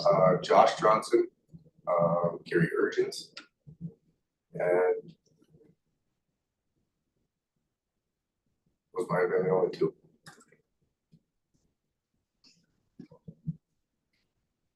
And prior to Gary, do you know, were you here? When you started, was Gary working for the company? I believe so. Were you working for G&G when James was Yep. a supervisor? Yep. So would James have been? Yeah.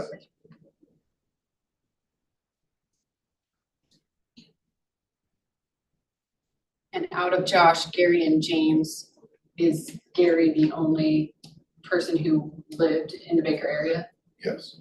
and supervised from the Baker area? Yeah, I mean, do you consider that out of the Baker area? No. Okay.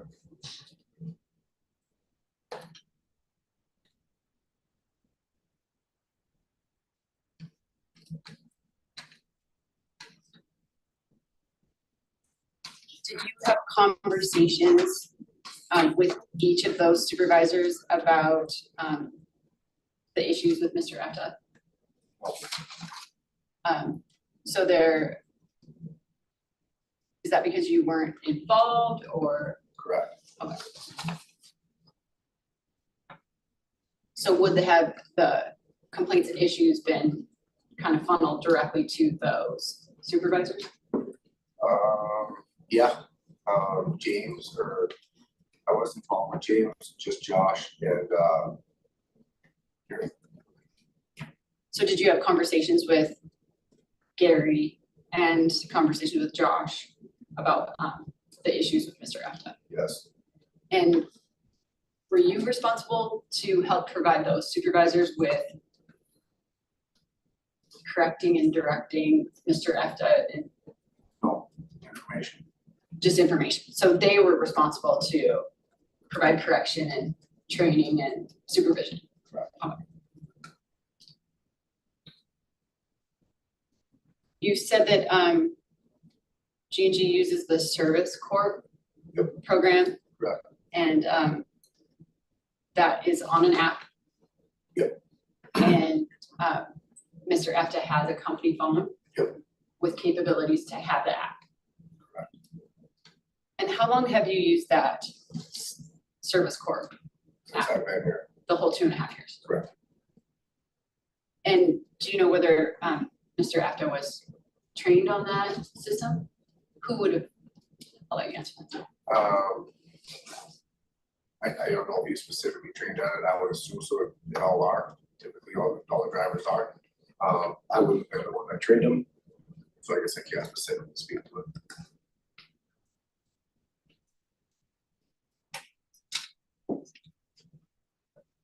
So you know that Corey wasn't following the schedule that was given to him? I do. And you know that he wasn't checking sites as he went? Correct. And he testified that he maybe used some sort of paper system that he thought worked better for him.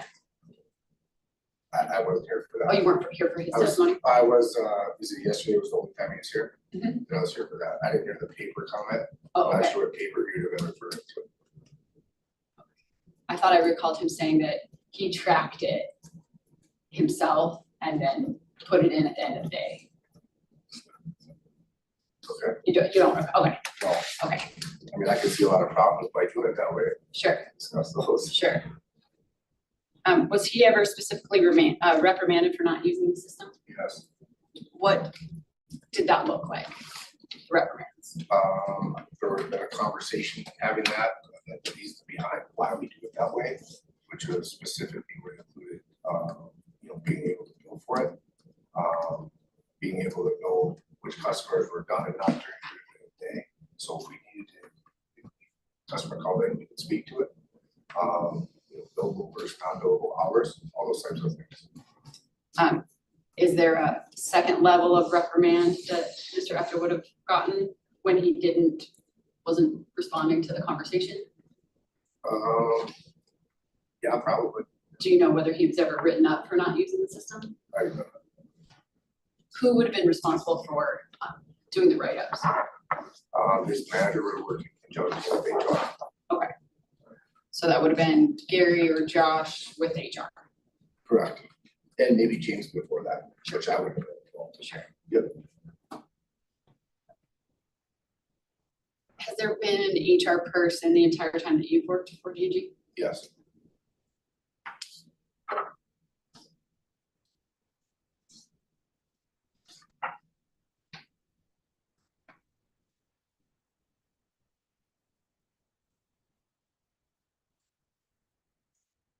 Do you know whether Mr. Efta was asked to cover other areas outside this service area? Or was it part of his regular job Oh, he was asked.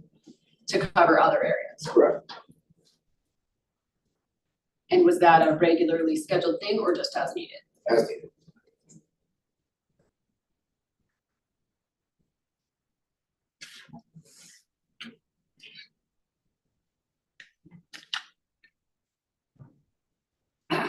And I believe your testimony was that you expressed your issues with Corey quite often to managers and billing. Was that your testimony? Not to bill.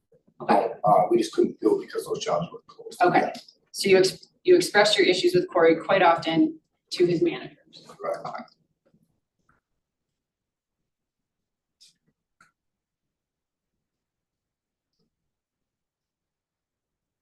So as to this pre and post trip inspection,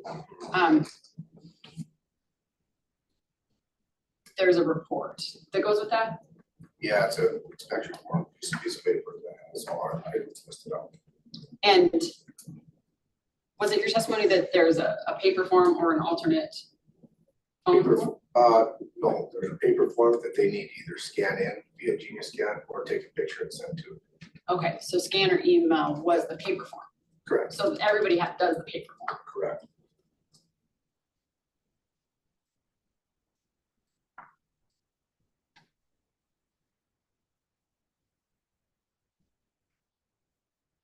And were you in Corey's truck with him when he began the day and when he ended the day and was allegedly doing these pre-trip and post-trip No, it's inspections? not. So you don't know whether he was completing the inspection itself? No, you're not. And so your testimony is limited to he didn't turn in the forms except for 8 to 10 at a time. Right. So it's possible he could have been doing the forms, putting them in the jockey box and sitting on them for 8 to 10 days and then turning them all in. Anything's possible.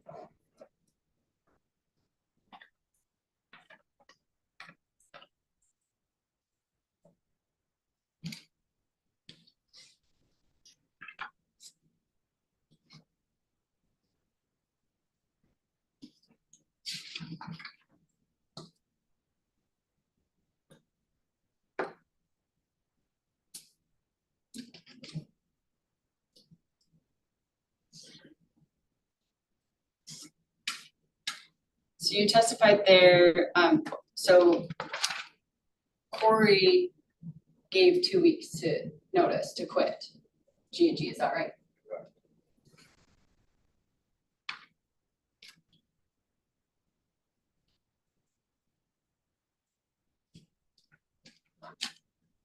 The most recent manager, Josh, out of Glenda, he's out of Glenda. Correct. How many other people does Josh supervise?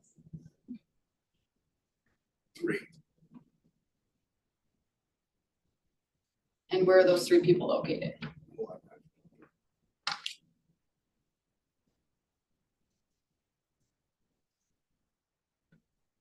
Well, the one is currently in Baker. Wesley. So Wesley is currently living in Baker? regular apartment.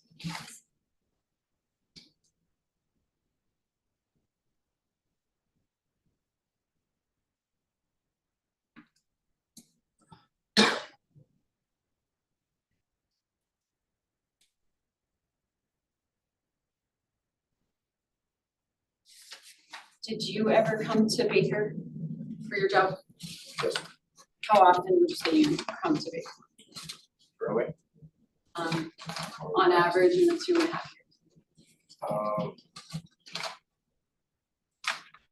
4 to 6 times.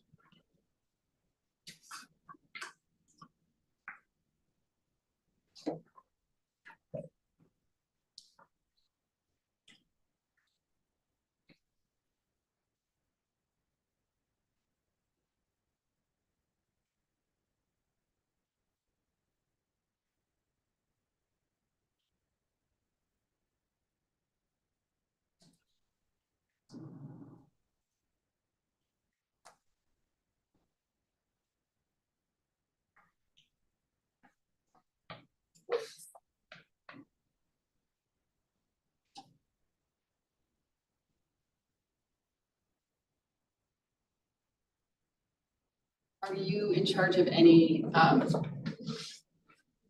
in your role, it doesn't sound like you're in charge of equipment?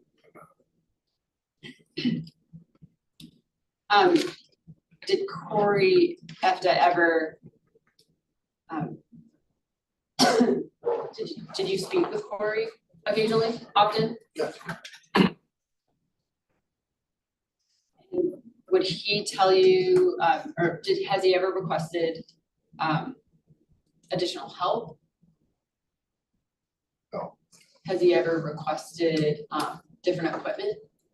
That would be the guy that comes with that. I'm asking if he ever asked you, No, or made any complaints about his equipment to you. no.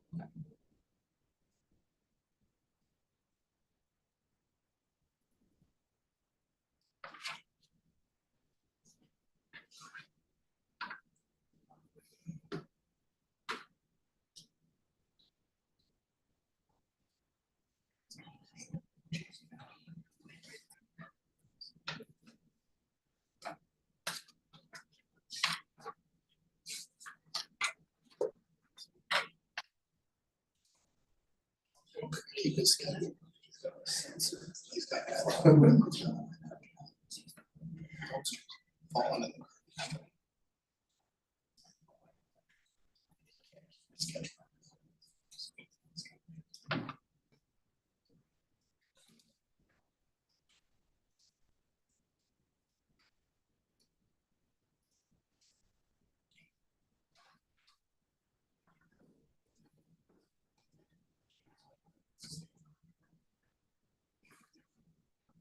Starting to.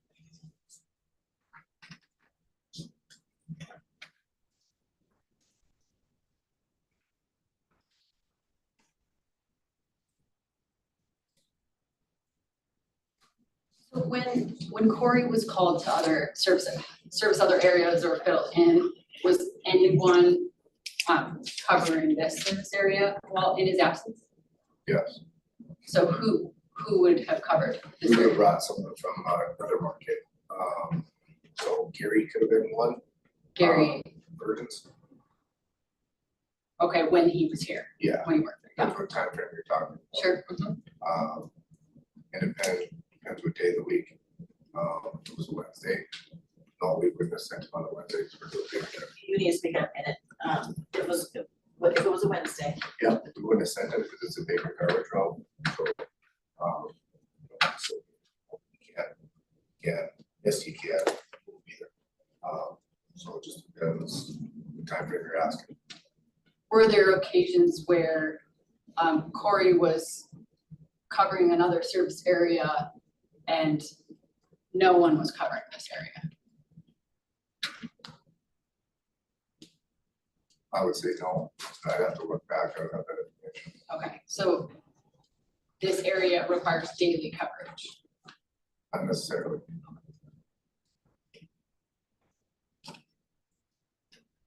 And you were doing dispatching. Is that your testimony? You did some of the dispatching? Yes, pass, yeah. And did you do dispatching for the entire company? Yep. And so is there just one dispatcher for the whole company? Yep. And how many counties does the entire company cover? I didn't know about that answer. Okay. Do you know square miles? States. Okay. North Dakota, South Dakota, Montana, well,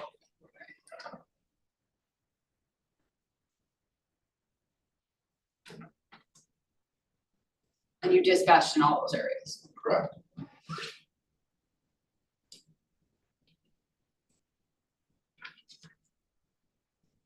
I don't have any additional questions. Thank you. Thank you.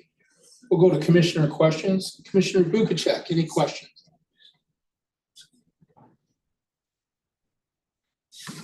No questions. Thank you. I have a couple.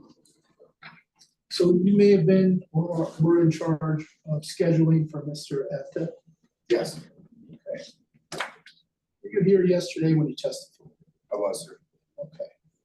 So there are 6 things that he brought to my attention that I made notes on. Okay. He said that he had to disconnect a sensor to get some controls to work.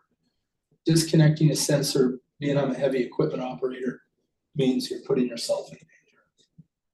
He said that he had to add motor oil from time to time, and that it would be so low that it wouldn't measure on the dipstick.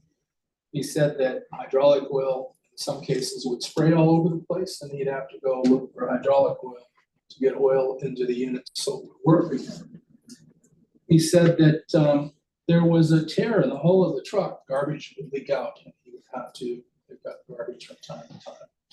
He said because the controls didn't work correctly, he could throw the container up on top of the truck at such force, garbage would spill out onto the street. Sometimes the container would fall in the truck and he'd have to crawl in and get it out and then clean up the garbage.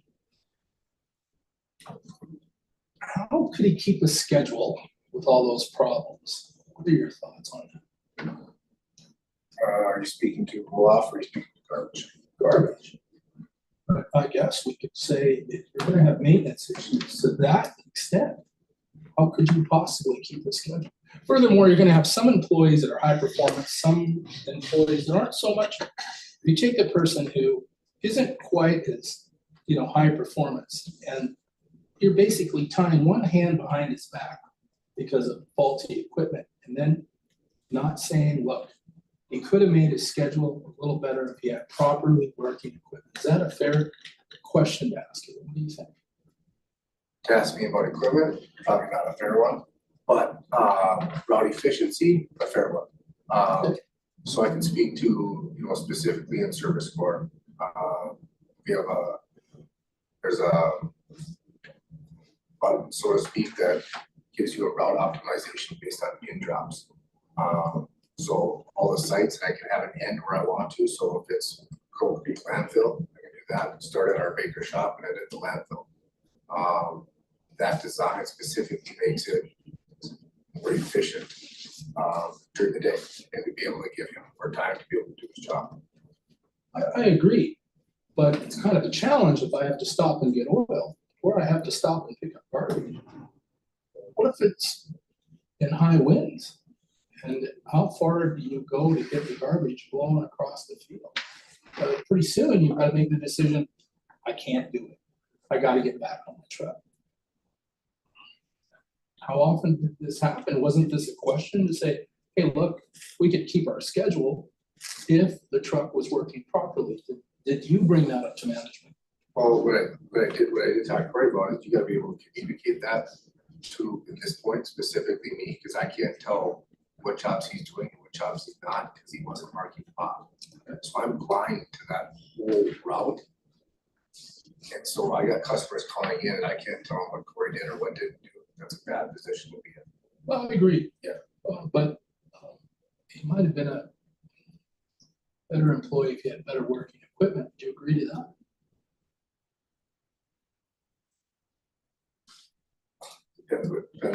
I don't buy everything that he said. I guess maybe we have different views on that.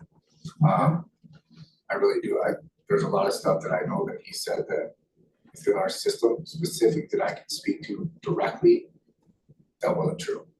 And so if that's a general question, yeah, I would say yeah, but I think you're being a little more specific than that, so that's something that I can't speak to. It's the maintenance part or like the stuff that broke down. I wouldn't have heard that. It wasn't in my purview, so to speak, if that makes sense. It does. Okay. But in all fairness, there was testimony from several individuals that oil was all over town.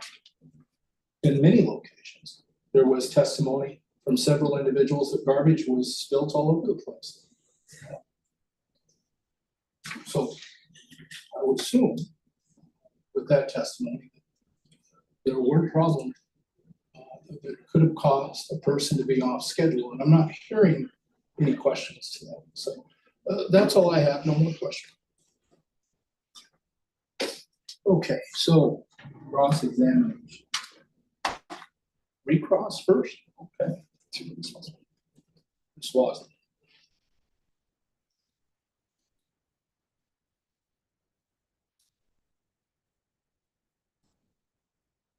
I don't have any recross, thank you. Okay, cross-examination. Redirect, I'm sorry. Ms. Evans. Thank you, Commissioner Panache. Brad, did Corey ever call you to request that you change your call outs because he wasn't able to meet his schedule due to breakdowns? No. Wait a minute. Because he wasn't able to. Meet his schedule due to breakdowns? No. Okay. I have nothing further, thank you. Okay. Would you like to permanently excuse this witness or temporarily? Temporarily. Okay, you may go, sir, thank you. And you may call your next witness.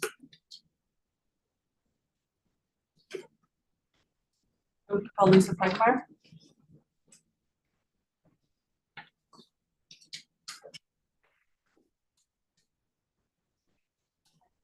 You've been sworn in, thank you. Have a seat. See? Can I just ask where this witness was disclosed?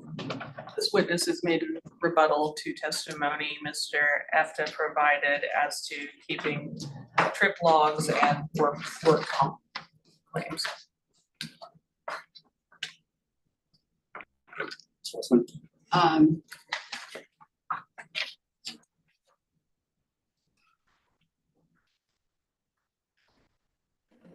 Well, I don't have it in front of me. I believe they reserve the right to call any. Excuse me? So, well, I don't have it in front of me. I believe they reserve the right to call any rebuttals. May proceed. Morning, can you state your name for the record? Lisa Plugmeyer. He is involved, Lagggeeny. Can I call you Lisa today? Yes, Lisa, where do you work? I work at G&G Garbage out of the Dickens County location. What's your job title at G&G? I am Director of HR and also oversee DOT and safety. How long have you been at that job with G&G? It'll be 5 years in September.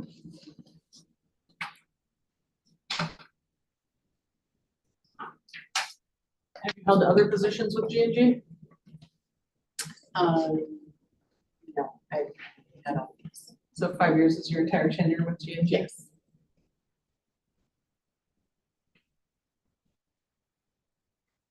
Do you have knowledge of the pre and post trip logs kept by Corey Efta? I do. Was Mr. Efta fined by the DOT for failing to keep logs? He was, I believe it was the beginning, either the end of third or beginning of fourth quarter of last year that he was pulled over for a roadside inspection. and received a violation along with an $85 fine for not having his pre and post inspections. And are you required to do a pre and post inspection daily? It's federal law. Does G&G ask that its employees do so? Yes, And Corey didn't have one in the truck with him, that is correct. and a driver is supposed to have one in the truck with them? Yes. Are you aware of Mr. Efta claiming an injury while he was working? Yes. Do you know approximately when that was? I do believe the one that he spoke of was in August of last year. So August of 2023? Yeah. Does G&G contract with a third party to provide triage for work-based injuries? We do. We have a very specific process and policy on when there is an injury and or an accident. And triage is the very first part of that process. And how does G&G make employees aware of this contractor if they do? It's been communicated to all the individuals. The policy has actually been sent out. It's also discussed in the onboarding process when individuals are hired, and is like saying the orientation program. We touch on this process. Are employees given cards with information on how to contact this third party contractor? Yes, they have little like business cards that are handed out. Now, I can't say maybe 100% of them have that. However, the process is that when they have an incident and or an injury, they contact their manager and or HR, and we are on the phone with them with triage. Okay, and did Mr. Efta contact you in August of 2023 about a work-related injury? He did. And what was your response? We went through the process of what his injury was. He had sent me a picture and we immediately called triage. And does triage take it from there? Is it out of your hands or do you still have a role? No, I'm still part of it all the way through the end. But triage, it's staffed 24/7, 365 by nurses. And they will determine if there is medical needs immediately or we need to do follow-up. So they're giving suggestions to the employee on the medical Yes, process, you're not. I am not. Is it fair to say you're handling the HR end of the work comp issue potentially? I'm there to ensure that our employees' needs are being met and then follow through. Okay. So if he is supposed to seek medical attention, I need to ensure that he's got a way to get to the clinic, and that if they want him to observe overnight, that we're following up in the morning. Okay. Did you go through that process with this injury? Yes.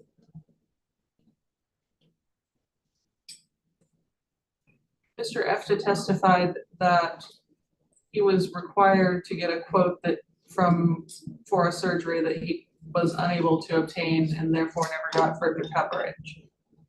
Is that accurate? So the process with Corey, and we do all of our employees in this way, is that when an incident happens, we determine whether or not it is going to be turned over to workman's comp for payment, or if we as a company are going to pay. And so in this particular situation, it was determined that we were going to pay the bills. And at this point, we've covered 100% of his medical bills that pertained to this incident, this injury. He had shared that he was still having complications. And basically what I had asked him for was if he could get us an estimate from the doctor, talking about what that would cost, so we could determine if we needed to turn this over to workman's comp insurance, or if we would continue to pay the bill 100%. Did Mr. Efta turn that information into you? And he was asked repeatedly, verbally over the phone, with phone conversations, and through email. Did he communicate it was impossible to get this information? No. He just kept saying that he was working on it. And so as far as you know, as we stand here today, you would follow through on any requests based on information given, but you haven't received information? Yes, I asked him even at the time that he left the organization for that information.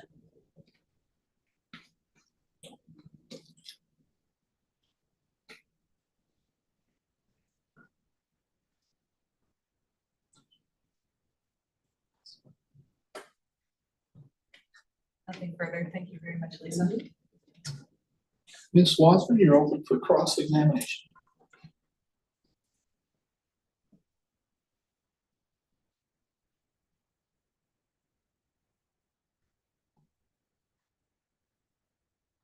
You testified you were the director of HR and you covered DOT and safety for the company, is that correct? Yes. Have you been doing those job duties the entire almost 5 years that you've worked there? Yes. And do you do those roles for the whole company? Yes. How many employees are in the company? We average anywhere between 33 and 35.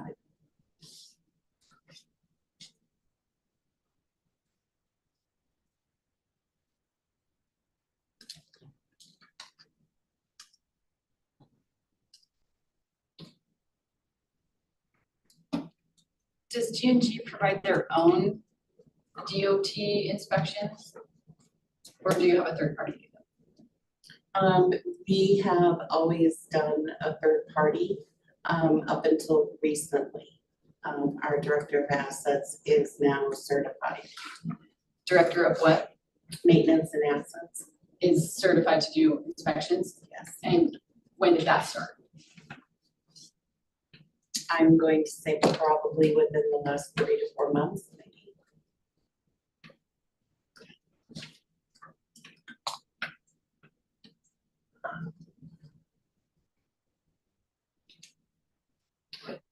Did you start working for the company first, or did Corey start working for the company first? Corey actually started a week prior to me. Okay.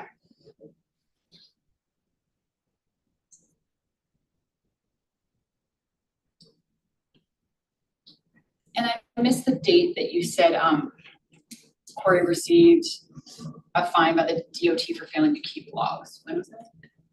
I'm thinking it was the end of the 3rd quarter, beginning of 4th quarter. So, September, October. okay. And how were you made aware of that? All of those come to me Okay. at the time of the violation. And then I ensure and work with the director of maintenance and assets that that truck is fixed if there is a violation, and that it is sent into the correlating state within 15 days. Does DOT notify you or does the driver notify you? The driver will notify me. Did Corey notify you of that violation? Mhm. Is that a yes? Yes. Was Corey written up for that violation? I believe that if it wasn't in one of his write-ups, It was definitely a coaching. Because I do have documentation on it.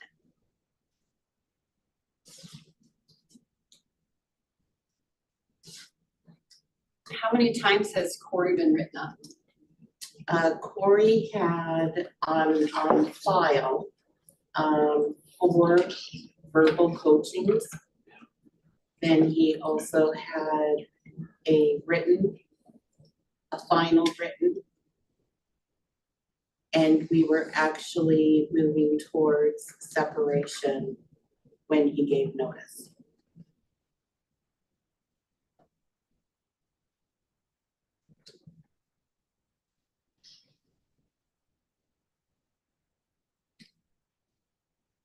So you said written, final written. Is written different than final written? It is. Written is basically your first, on paper, formal, written, documented performance management. Your final is basically saying, we've worked with you. This is your last opportunity. Do you know when he got the final written? I'm going to take an educated guess, but I believe it was in November or December. Do you know what that was for? It was for not following his dispatch.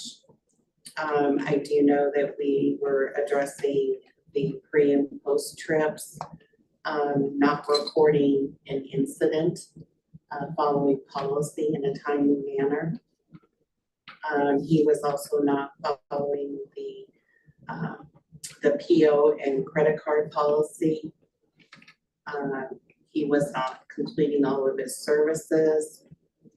Was not forthcoming in sharing information with his manager.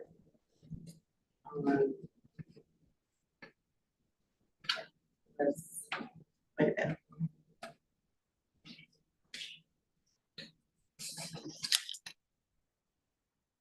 Did you deal a lot with Corey in the 5 years that you've worked there? Yes.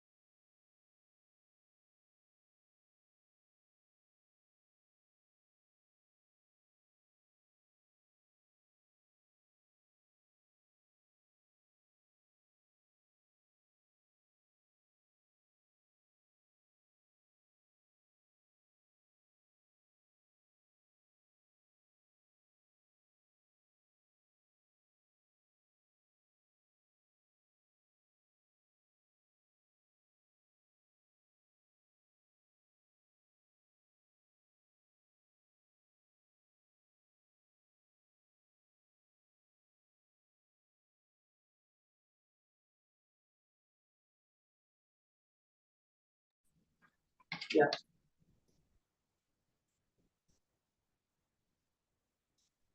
I don't have any other questions. Thank you. Let's go to commissioner questions. Commissioner Bukacek, any questions? No question, sir. And I have no questions. Do you? Okay. We have one from our staff. I have a few quick questions for you. Sure. You mentioned there was a DOT fine in September or October. Was that what year of September, October? 2023. Thank you. Also, you mentioned that Corey after received the final written from G&G in November and December. What year was that? 2023. No further questions. Ms. Wasman, you're open for recall. I don't have any. Okay, redirect. Ms. Beckman, No would you like to permanently excuse this witness or temporarily? Temporarily excuse. There you go. Thank you. Your next witness. If I may discuss just procedure for the day, perhaps we can go off the record for just a second. We'll go off the record. The time is 11:18.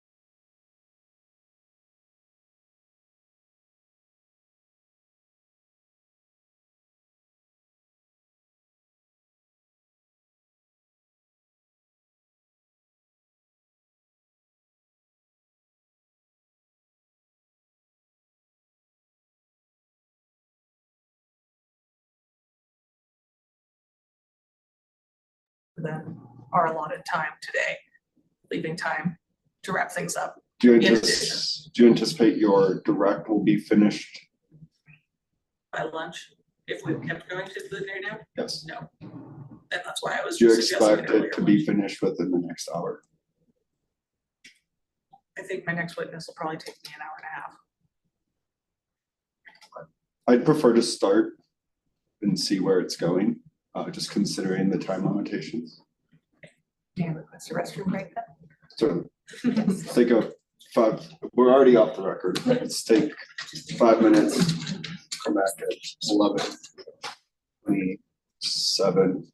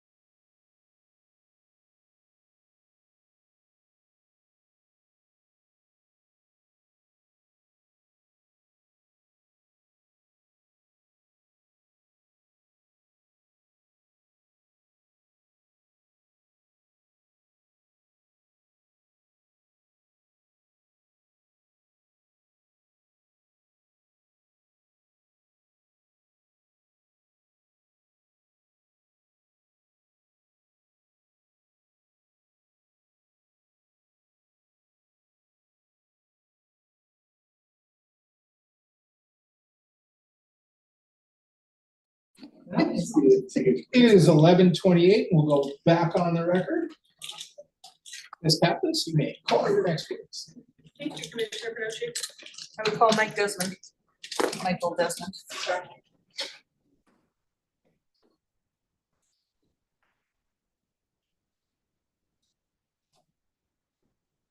And Michael, you sworn in? I have. You may be seated, sir. You may proceed, Ms. Pappas.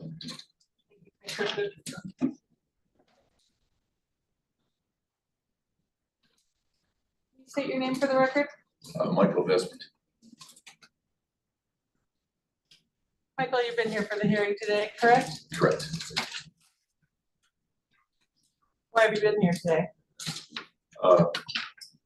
Certainly to show G&G's position and continue with the business that we're doing and volume. Okay. And are you here on behalf of the protestant G&G? Yes. Okay. What is your role with G&G? I am the chief operating officer. Chief executive officer, actually CEO. I apologize. How long have you been the CEO for G&G? 9 years, 10 years in July.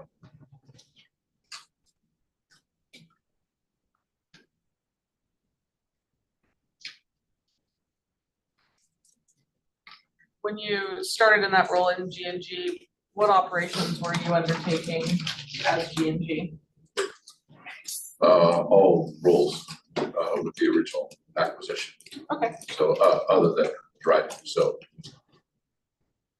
Okay, and so you said that there was an acquisition. There's been testimony that you acquired a company from the Griffiths. Is that accurate? Correct. So G&G Garbage, which was based here in Baker, also with operations in Dickinson, North Dakota, and Wilson, North Dakota. Okay, and so the company you acquired had operations in Baker, Dickinson, and Williston at the time you acquired them? Correct. Are the Griffiths, and did you acquire that from the Griffiths family? Yes, Griffith family that also owns Griffith Excavating here in Baker. Are the Griffiths still investors in G&G? Yes, they have a percentage of ownership. So.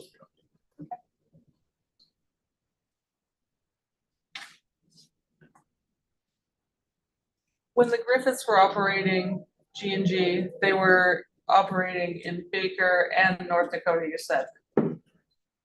Were the operations in North Dakota, they're not regulated by the Public Service Commission of Montana, correct? They are not regulated, not a portion of the suspension, no. Okay. And when you acquired the company, was it conducting any work other than garbage hauling? No.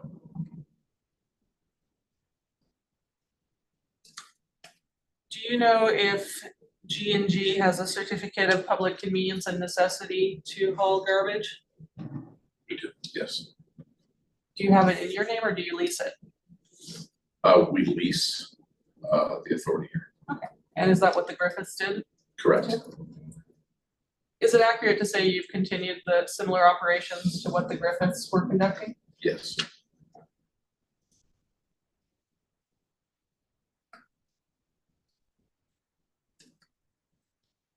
Mike, can you tell me a little bit about your background? Do you have a degree? Other than G&G activity, dating myself, but yeah, so the 20 years or so prior to that, I was involved in the trucking and transportation industry. Okay. And do you have a degree? Yes. What's that in? Business management. Okay, and where's that from? Well, I attended University of Montana, and then finished at Arizona State University. Okay. So you have a Montana background, is that fair? Yeah, I went to Grizz, but I went to Sentinel High School in Missoula, grew up in Missoula. My mom still lives there, actually.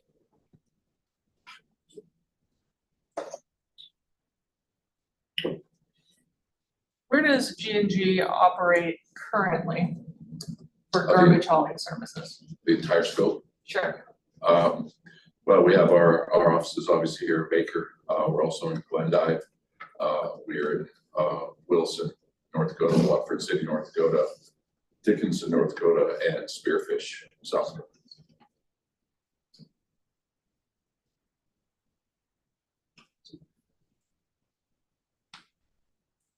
And does G&G offer services now other than garbage? We do. What services do you offer?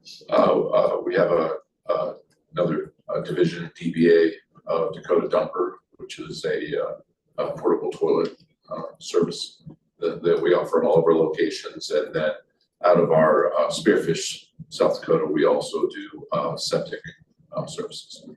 And you said you offer a Dakota Dumper out of all your locations. Do you have services out of Baker? Does the Baker office handle Dakota Dumper as well? They have. We service this market. Most of that activity is being handled currently from our Bundup operation right now. Okay. So focusing on your Baker operation, what services does the Baker operation, the Baker office currently provide? Primarily, they'll do roll-off garbage services and then the weekly garbage route services for the residents outside of the city proper. Okay.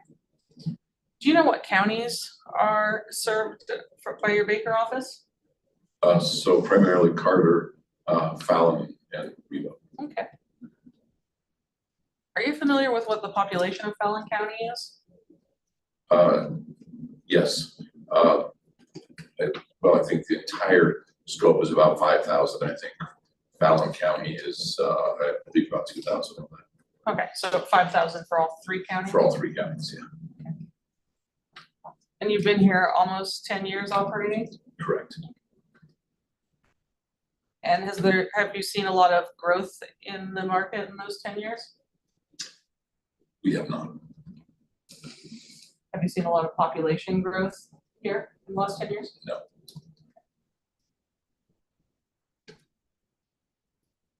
Your rural garbage service, and talking about the Baker garbage service specifically, how many stops are served on that service? It varies. We have a long and short, but about 125 customers.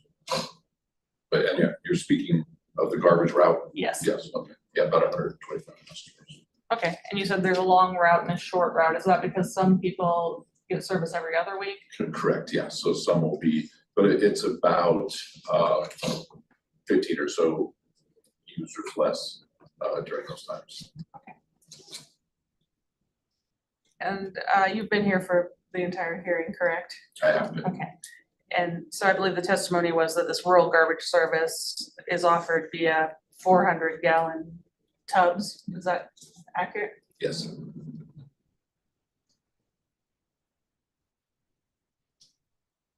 How many days a week does it take to run a rural garbage service? We do it on Wednesdays each week, and we can complete it in a single day. But it takes the entire day, for the most part. Okay. And so you have one driver completing the route in one day? Yes. Do you know how many miles are covered by those routes? It's 160 to 65 miles in total on that day. In one day every week? Yeah.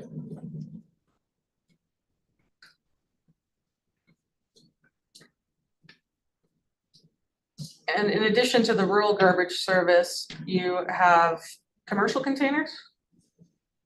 By roll-off containers, is that what you're referring to, commercial? Sure. Yes, yes, so we have roll-off containers that we have domiciled here in this area. And do you provide services to job sites? We do, plus commercial businesses, so we have multiple configurations to accommodate customer requests and that sort. So we have everything from 16-yard containment containers to 20-yard open, 20-yard lidded, 20-yard double lidded, 30-yard open, 30-yard lidded, et cetera. So yeah, we have a lot of containers in the area, and specialized containers. Okay. And do you rent those containers to customers, or are they part of the service? Typically, we'll have a rental fee, and then a fee to service them when they exchange or pick up.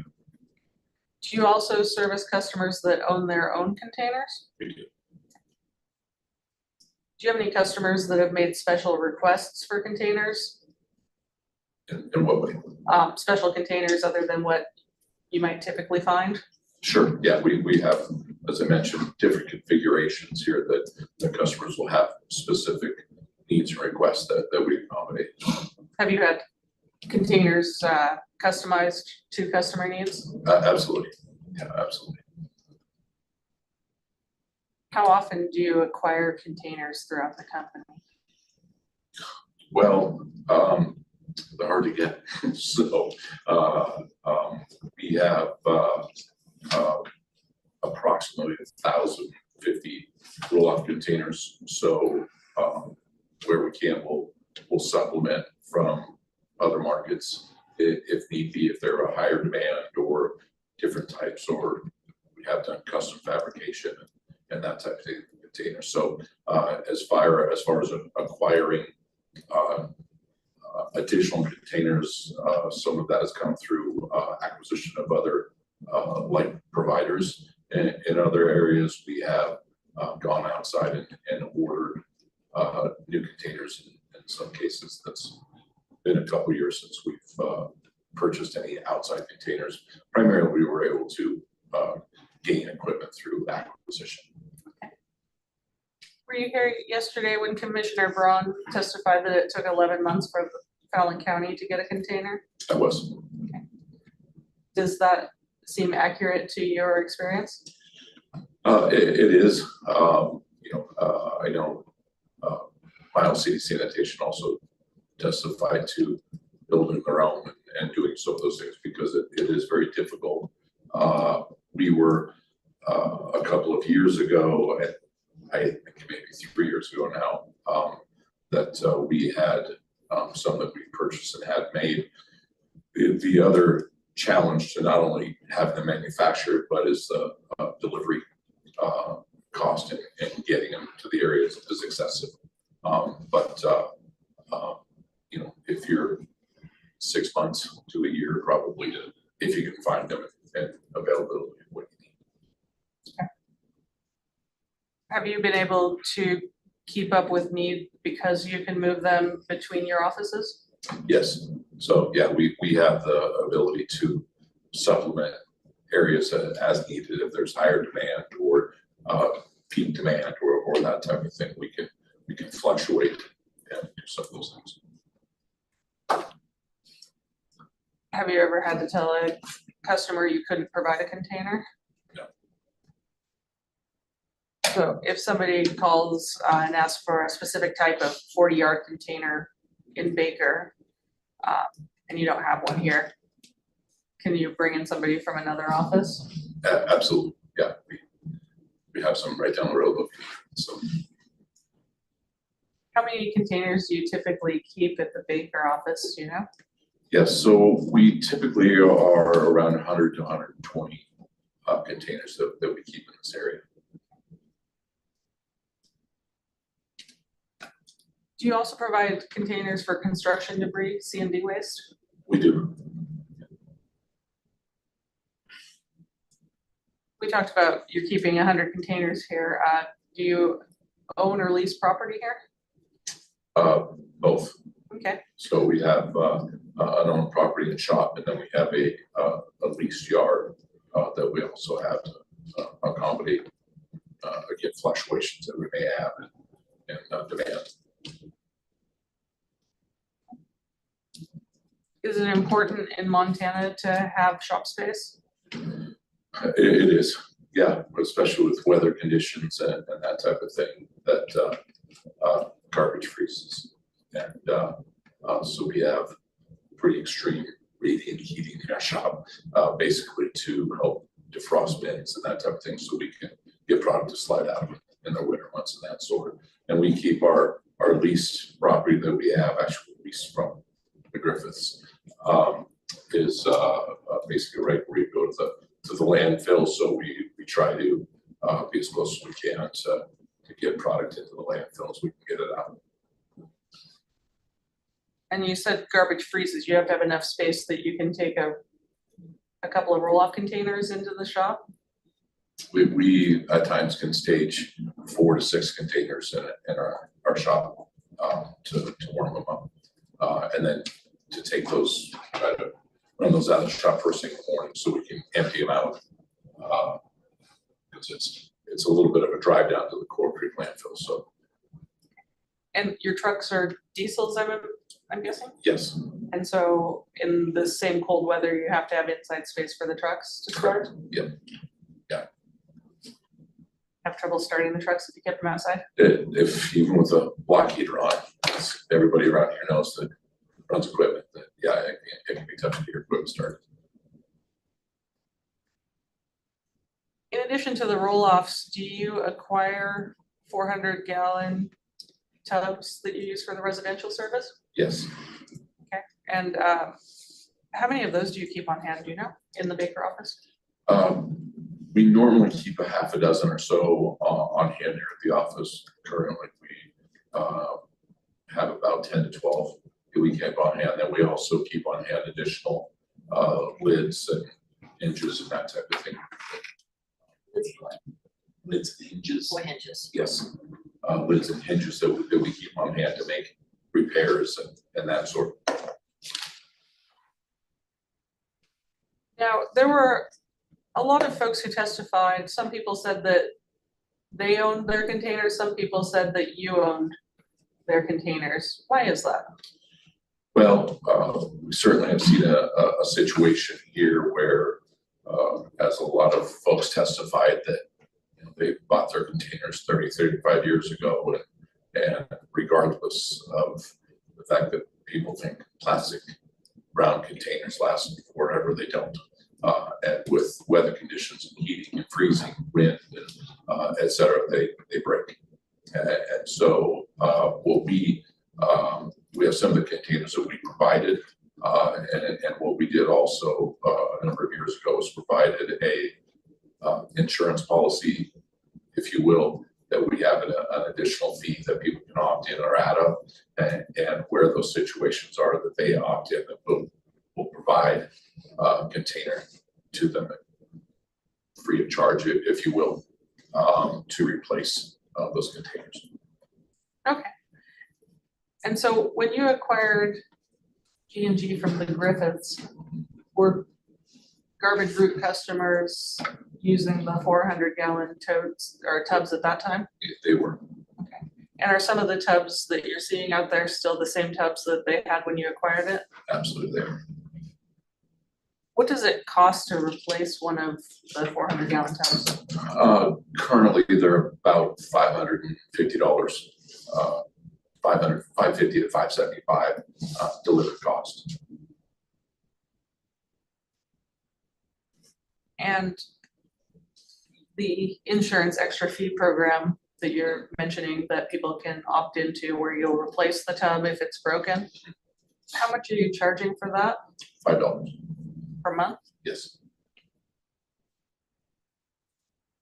And how much are your rural garbage customers paying per month for garbage service?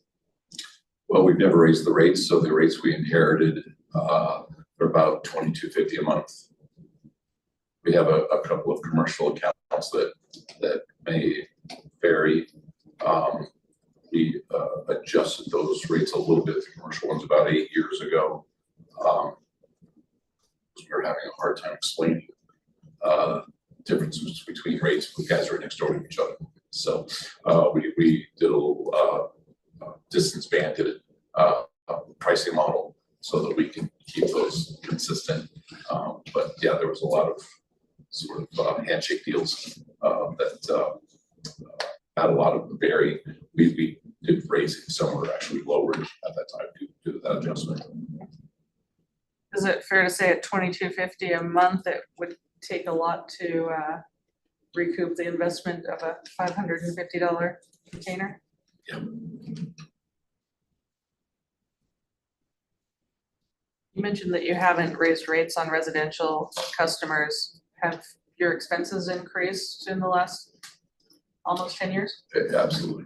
Yeah, certainly, fuel, tires, all of those things, because there's been testimony here, tires, especially with the rural route that we run, for the garbage route specifically, and then also, any of the routes that we run with our roll-out trucks are primarily, dirt road, which are, as anybody knows around here, is, difficult on equipment, but also very difficult on tires. And so, the costs have gone up significantly on those, but we've held rates and worked to hold costs down, where we can to protect pricing. Okay. And have you had to increase efficiencies in order to keep the rates where they are? Absolutely. That's the investment we've made in software, and which has a optimization tool as well. So we can take all of our orders and build them in the system to build optimum routes to try to reduce fuel expense, and as well as manage wages and those types of things. And is that software system the one that Brad was discussing? Service Corps is the one, yeah, we've been on for a number of years now. So it's specifically designed for garbage as well as porta potties. So portable toilets. So you use that same program in your porta potty business? Yeah, exactly. In all operations, yes. Now, we talked about your rural garbage service, and we talked about your roll-offs for commercial job site construction debris. You don't provide services in the residential services in Baker, is that correct? Yeah, I guess divine residential services. Garbage removal services within the town of Baker, No, correct? then not within the town of Baker, no. Okay, and why is that? The town of Baker has control of that and does it themselves. And you don't provide residential garbage services within the town of Webo either, do you? We do not. Is that for the same reason? Yes, they do their own. And were you here today earlier when Mr. Kawecki testified about Southeast Trash's services in Ekalaka? Yes. Do you provide residential or commercial door-to-door services in Ekalaka? No, we do not. Do you know what the populations of these towns are? Small, which one specifically? Baker, Ekalaka, and Webo, if you added those up? Well, I know Baker's around 1,500, I think at this point. I believe Webo is about 400 to 500, and I believe that Ekalaka to be somewhere around 300. Memory serves. So those customers, taking those out of your available customers, that reduces the number from the 500 or 5,000 we discussed within the county, doesn't it? Yes.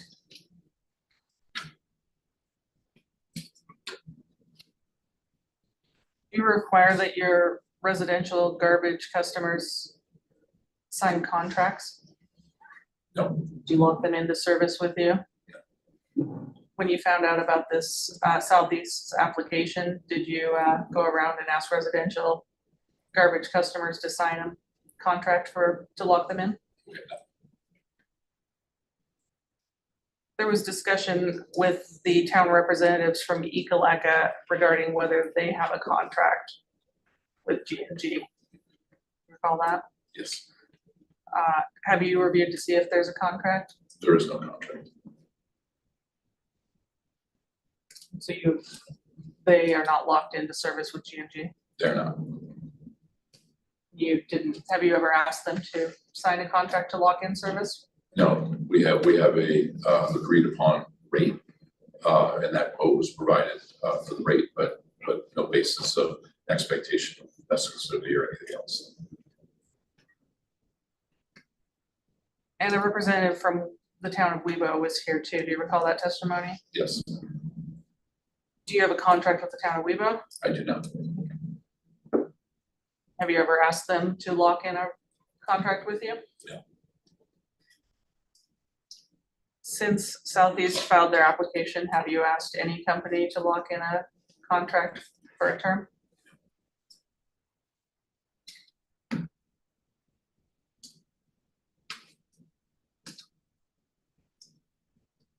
How many employees do you currently have based out of the Baker office? And what is that person's role?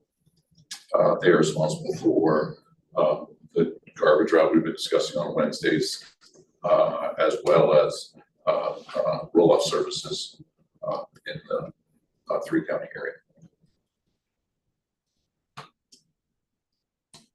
Do they additionally go outside of the 3-county area?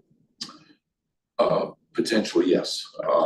They would also go down to Raymond and Marmouth and that area on occasion. Okay. But primarily they're in this 3-county area. And those would be in North Dakota outside of the Public Service Commission's. Correct, correct. Do you know how much you pay drivers? Our base is $27 an hour, the starting rate. Do you also offer benefits? We do, And do you offer drivers incentives? we do. Yeah, we offer performance incentives. We pay 100% of medical, as well as other additional benefits to our employees.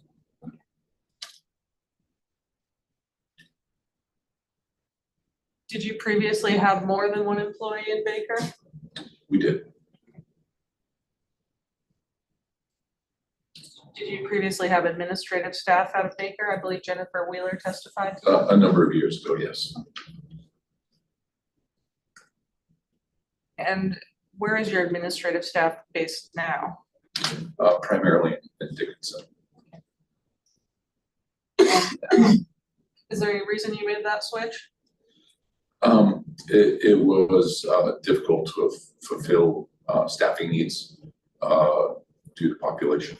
And so, and we share those administrative services across all of our locations and that sort, so to control costs.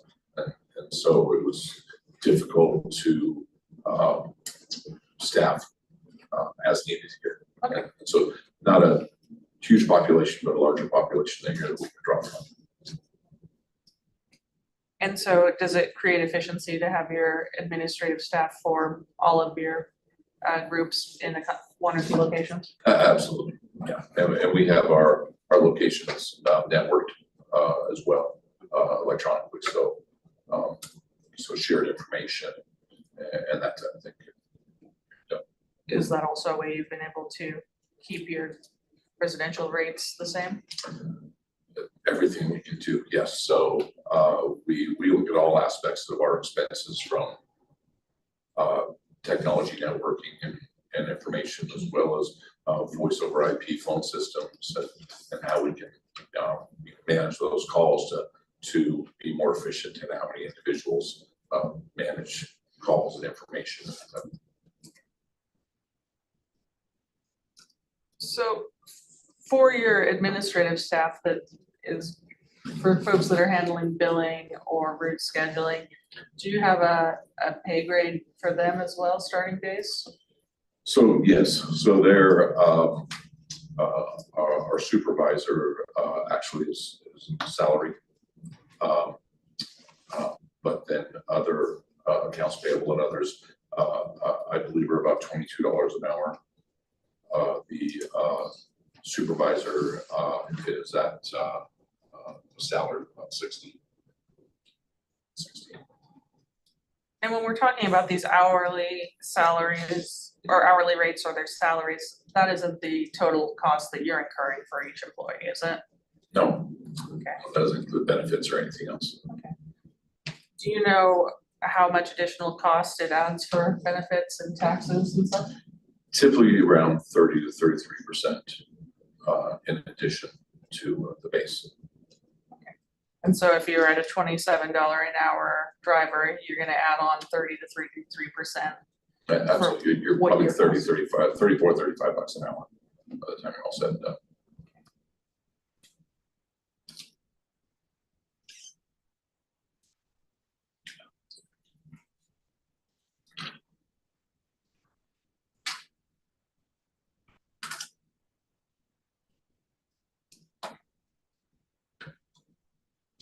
You don't have a monopoly on service in the Fallon County, Carter County, Webo County area, do you? No, you know, You were here when Kelly Reed testified earlier today, correct? correct, Miles City Sanitation has authority here, don't they? yes, they do, And you were here when Robin Kowicki testified earlier this morning, correct? yes, Southeast Trash Removal has authority in Ekalaka and 5 Mile Radius, correct? correct. Are there any other PSC licensed permitted haulers that you're aware of in this area? Not that I am aware of. But there are other haulers that don't require a PSC permit, like the town of Baker or city of Baker, correct?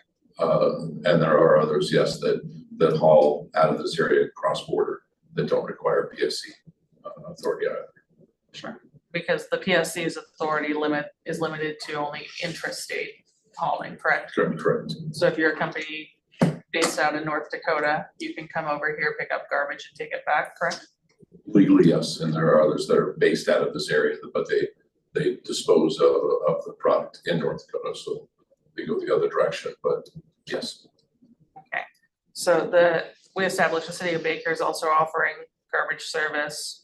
The town of Webo offers garbage service, and you have unpermitted haulers who can legally haul Legally, within yes. this area.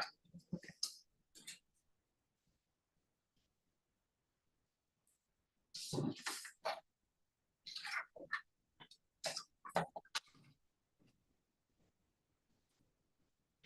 you have mechanics on staff for We do PUG? not use third party. For the Baker office, who do you typically use for services? We have a couple of different locations here. Probably rolling rubber we use as much as anyone. We also have another mechanic that is in Terry, Montana, that will take trucks to.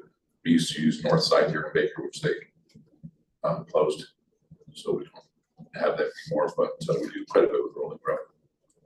So you're supporting local businesses? Absolutely. Yeah, all of our insurance is actually done through Baker. We support local businesses with all of our fuels purchased here at Baker. This is one of the only locations actually that we buy fuel here locally, as we do in our tires as well. And your insurance, you're not just purchasing insurance for your Baker office here locally, you're purchasing for all of your Yeah, operations, aren't you? we actually, all of our insurance for all of our locations is we handle through the insurance store here in Baker. Do you know how much you pay for insurance? Yes, I do. How much is it? We spend about $180,000 a year. And does that cover commercial general liability It does, and property? yes. Does that include your work comp insurance? Our comp is paid separately. We're a Montana state fund for Montana employees, and then North Dakota requires WSI as their state fund fuel. So those are separate amounts that you also incur. Yes, it is. Do you know how much you pay for work comp? I do not. Okay. I'd be guessing.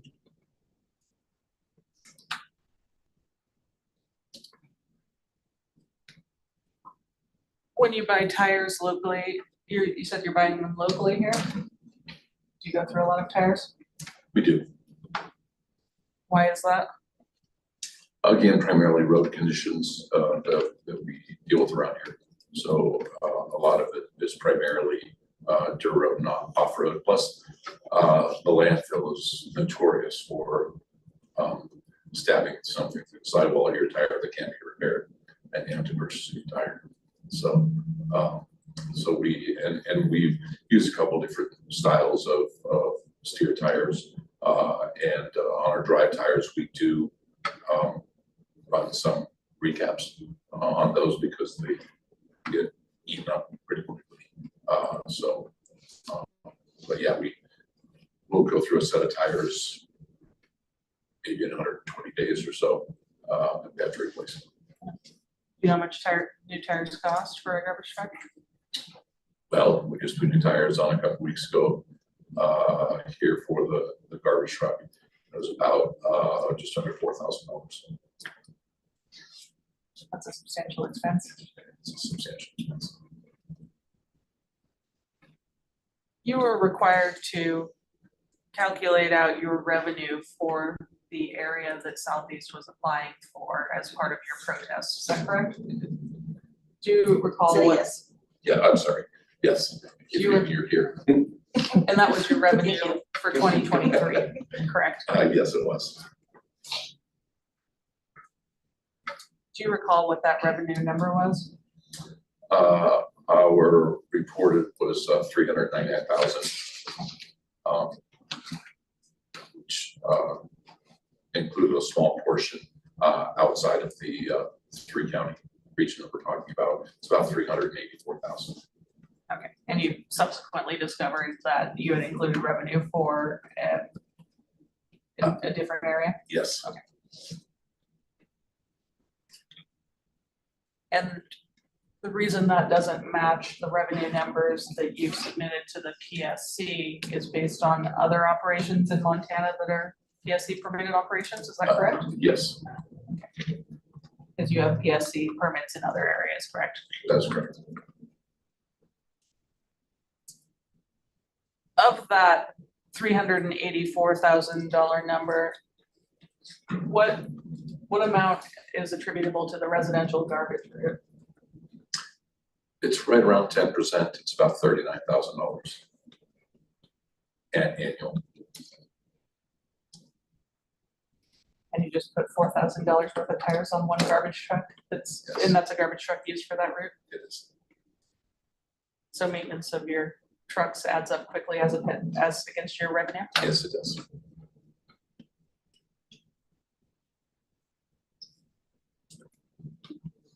You were here when Lisa Plegmeyer testified about how many employees G&G has.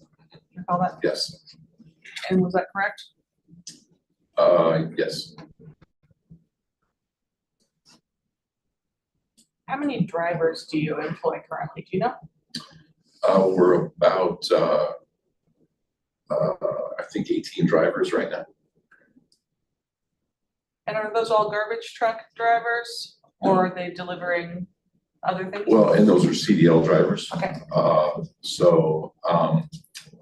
There would be, of those, there would be 3 garbage truck drivers. And then the rest would be roll-off drivers, are their primary duties. And then we would also have 3 additional called garbage technicians. Kelly referred to them as the guys that hang up the back of the truck.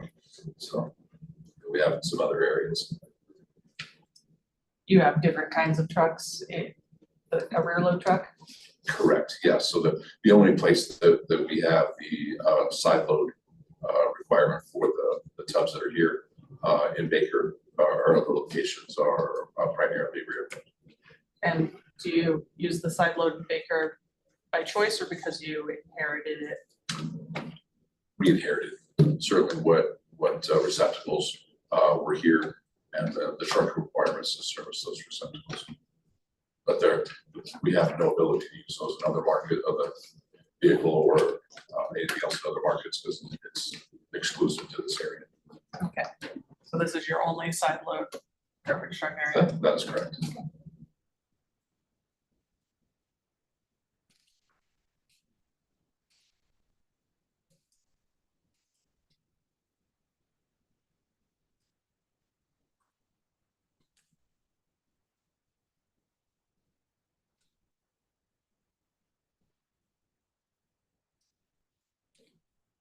We talked about your office locations. Do you recall testimony with people saying that they talked to Denver office? Yes, Do you have a Denver office? we do not. Do you operate in Colorado? We have a lockbox. Is there a reason you have a lockbox in Colorado? Yes. And for anybody else's edification, it's a lockbox that is actually a PO box controlled by the bank, where they receive payments. And so I believe that the reason people think that we have Denver offices because the remittance address on our invoice says Denver, Colorado, which is where the lockbox is. We had started our banking relationship with Bank of Baker originally, and moved our business over to Wells Fargo, which had a branch here in Baker, which also had one in Dickinson and other areas. And then that branch closed, unfortunately. So, but we were utilizing the lockbox for payment remittance. We still maintain our PO box here as really our primary address here in Baker, but all of the check remittance go to a lockbox in Denver, which is where Wells Fargo dictates that our checks go to. They receive the checks into their PO box. They process and scan the checks and direct deposit them into our account faster than we would get them otherwise. And does that create efficiency? Do you have to have less staff as a result? We have no staffing for it, plus it increases cash flow by about 3 to 4 days based on measurements of that we have mail coming into the Baker market. But if somebody mails their check to a Baker PO box, you still get it? Absolutely. And we have a drop box on the door of our office for some individuals who don't trust the mail and want to hand deliver a check. We have a box to drop checks into on our office door, which we've had for a number of years. And some customers pay online as well? Some they can. We encourage everyone to send electronic invoice to an email address, but we have some that we still send a paper invoice to through the mail. Okay. And so your switch from the Bank of Baker to Wells Fargo was based on Wells Fargo having locations in your other locations? Based on that and based on lockbox availability, I went to Dean, to the Bank of Baker, to see if we could set up a lockbox with them. They did not offer that as a service. In addition, we needed certain online services and visibility, which at that time they did not offer. I don't know what they offer now. We've never been approached again. So, you're happy with your services through Wells Fargo? yes.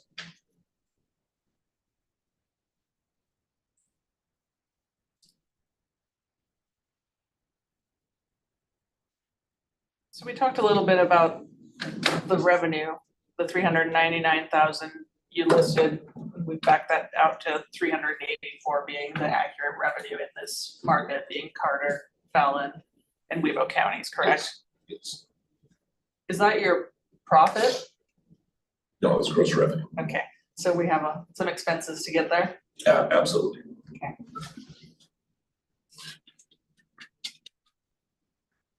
And so, talking about the rural garbage route, I know we've talked about a few of these. You have expenses of a truck. Do you keep one or two? We keep 2 garbage route trucks here, and we keep 2 roll-off trucks here. So we have 1 truck for each, and then a backup. And do you have to spend money on maintenance for those trucks? We do. Do you know what you spent in 2023 for maintenance on those trucks? In total or here? In Baker.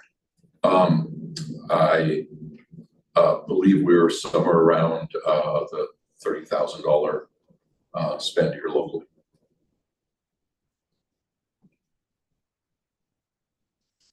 in addition to run that rural garbage truck, you're gonna have to, put your tires on it.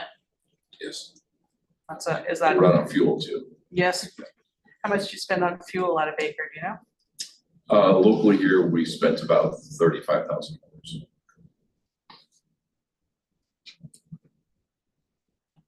And, when we talk about your upkeep, the 30,000, does that include your tires? No, that's just repairs and maintenance, it's not the tires. Do you know how often you're putting tires on these vehicles? As I mentioned previously, we're probably 120 days or so that we're replacing tires. It just depends. Yeah. And we try to keep even tread. So we may replace a complete dually and things like that where we may only have an issue with one tire, so that we're not putting extra wear on other tires. Do you know how much you might spend on tires? I don't know that number. You've already spent 4,000 this year, though? Yeah, that I can tell you. that I did see. And we're not even halfway through the year? Do you anticipate that you'll spend more on tires before the year's out? Absolutely. Absolutely. You think you'll spend 4,000 again? Yes. Oh, indeed. Yeah, I don't know off the top of my head what the projections are for the market, but absolutely. Okay. And then your driver, we talked, do you know what your current driver's paid? Is he paid the $27 that we discussed? I believe he is at the $27. And so if we take that $27 at full time, Yeah, it doesn't include overtime. and add on 33% for his benefits, your taxes, your Medicare, everything you're incurring, I come up with about $75,000. Does that sound accurate to what you're Sure. spending Yes, for a I driver? believe so, yeah. And even though you don't have anyone else located in Baker, you do have additional personnel costs associated with the Baker operation, don't you? We do, yeah. So we certainly have an allocation of other admin activity. And obviously, we need to invoice customers and collect money from customers, as well as maintenance support. And certainly, we supplement the market potentially with other drivers or equipment or that type of thing as needed. And then we talked about that you're paying $180,000 for insurance plus more for work comp. Yes, That's company-wide though. correct. So some portion of that's allocated to Baker operations, correct? Yes. Do you know what limits of liability you keep on your insurance policies? We're $6 million. Do you recall Mr. Varner's testimony about what insurance he would keep? Yes, the $300,000 for the landfill. $300,000 for the landfill. In your experience, is that sufficient insurance to sufficiently cover accidents you can get into with a garbage or roll-off truck? In my experience, no. There are also certain master service agreement requirements that have to be met in addition as well, so. So, Mr. Varner's testimony, I believe, was he thought it would be about $7,000 or $8,000 for $300,000 of coverage, correct? What you're obtaining is significantly more expensive than that, Correct. but you're getting significantly more coverage. We are, yes, we have much more. As a company that's out on the highways with heavy equipment, do you think it's responsible to keep the minimum amount of coverage you could? No.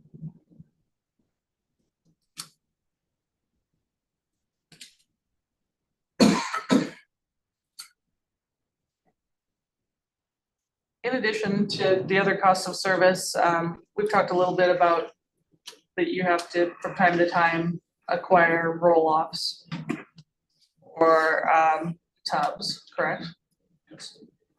And do you have to repair roll-offs and tubs from time to time too? We do. Do you do that in-house or do you hire them out? Well, we typically do it in-house. We actually have a current job opening for our Baker office that we'd be adding a person here for welding and painting here in the shop. We will, depending on the demand, we recently, in the last couple of years, had Baker Metal fabricate a number of lids, if you will, that are steel tubing and mesh for our 30-yard containers, which we did outsource to them to fabricate for us. And then for other smaller repairs, we have welding capabilities in each of our shops and folks that can weld and make repairs to our steel bins. They're still big giant garbage cans. So we have folks that can do some of that welding. Anything that's more severe, if something gets bent, we have customers that try to forklift through them and things like that we'll outsource to other locations to make those major repairs. And that costs money, I'm assuming? It does. Yes, it does.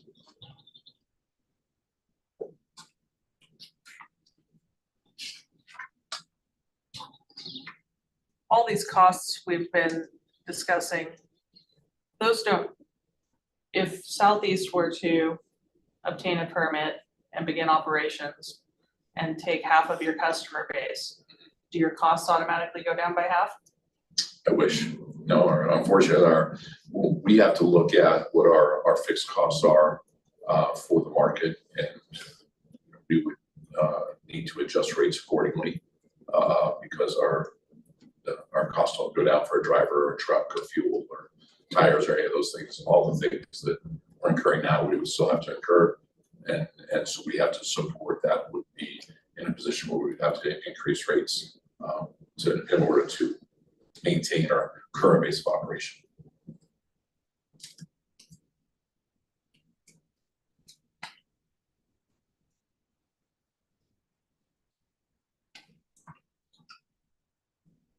May I pause for a moment? You may. We're at 12:20. Do you want to keep going? How much more time do you expect with this witness? An hour? Still, Yes. do you expect, previously you said you may call another witness? I will have one more witness. And how much time do you expect with that witness? I think he'll be more efficient. Mike is my longest witness, I believe.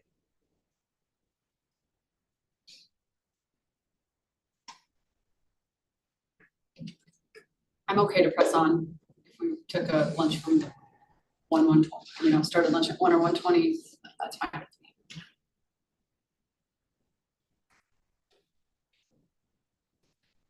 Yeah, that's fine.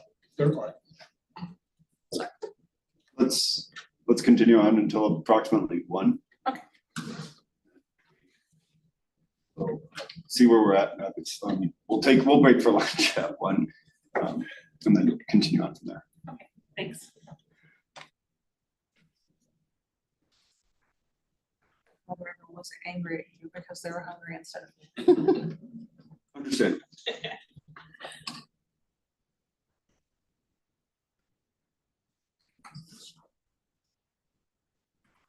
Michael, you were here yesterday when Fred Varner testified, correct? Yes.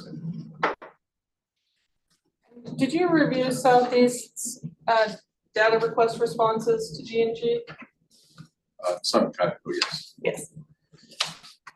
And have you reviewed the equipment that Southeast indicated it intended to purchase if a permit was granted? Yes. There's a lot of roll-off containers on here, would you agree? If I remember correctly, it's about 75 Okay. containers. Yes. Based on your experience, how long do you think it would take to get 75 containers into Baker? Well, depending on, again, configuration and availability and that type of thing. I know the testimony was in regard to one individual to source all that through. I believe, and my belief that that individual is we've made purchases through them as well. And as far as readily available equipment, I would say that your likely best case 6 to 9 months to get any of it. I don't know that you could fulfill the whole 75, as I believe there are some larger bin configurations and some things like that.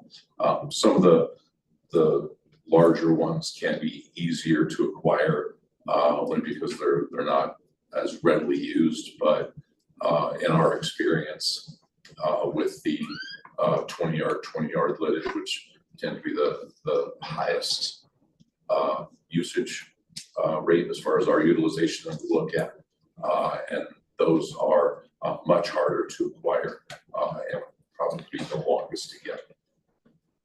Okay. So if Southeast was granted a permit, do you believe they would be able to offer roll-off services immediately? By immediate, if you're meeting tomorrow, no. In a month? I would say, in my opinion, probably not.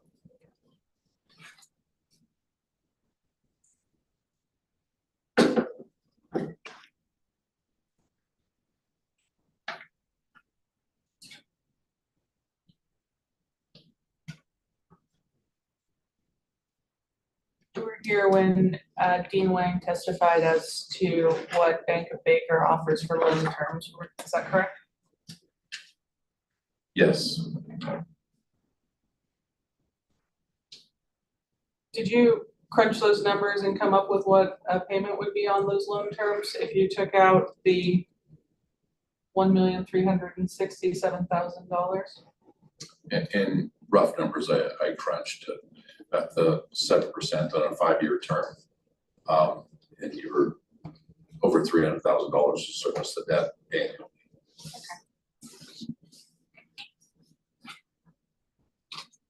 And G&G's revenue right now is $384,000 on regulated revenue, correct? That's correct.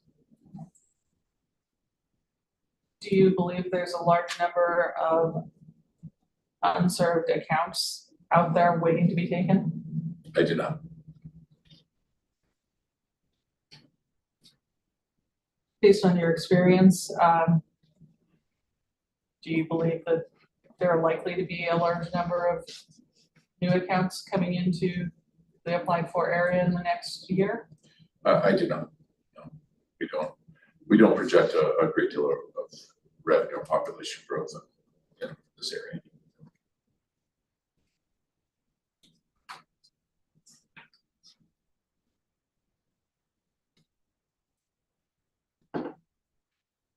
So on that 300, you said $325,000 a year loan payment? Somewhere around there, yes. Okay. Would you be able to service the loan and provide service even if G&G completely stops services tomorrow? In my opinion, no. Not profitably.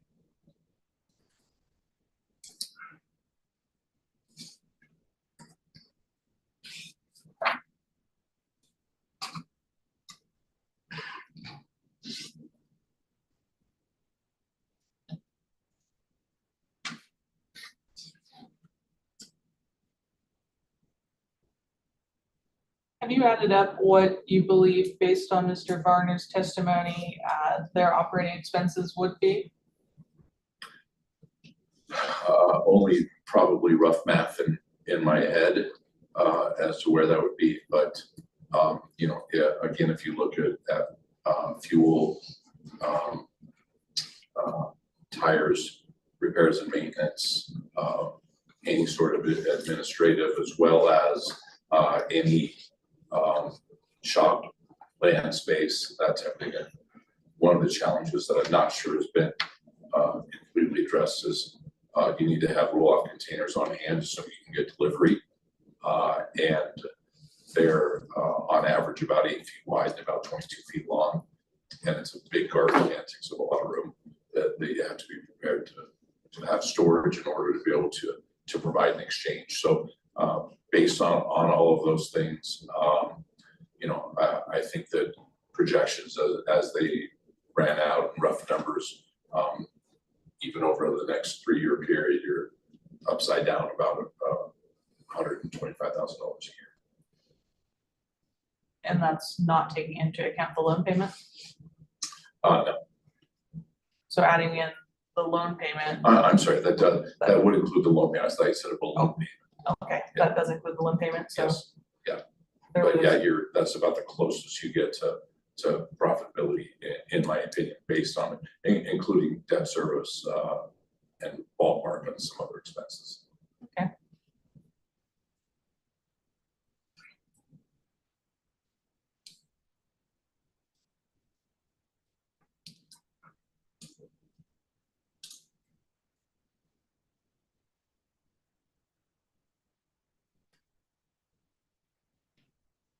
Does G&G have a website?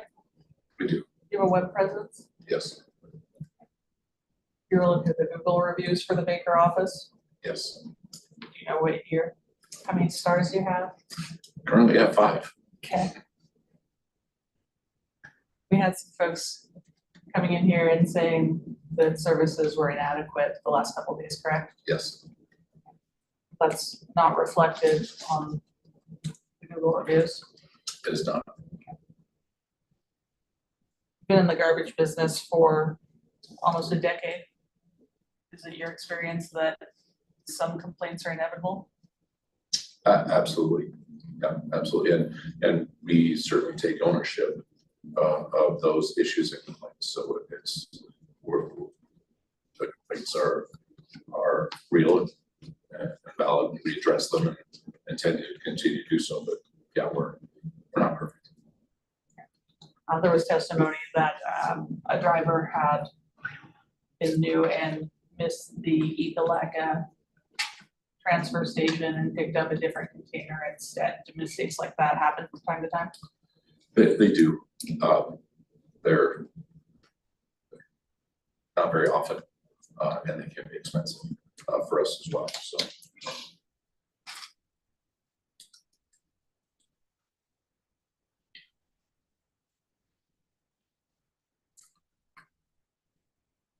We had testimony from a gentleman who had contacted you about a broken cage on a can just in the last few weeks. Do you remember that? I do.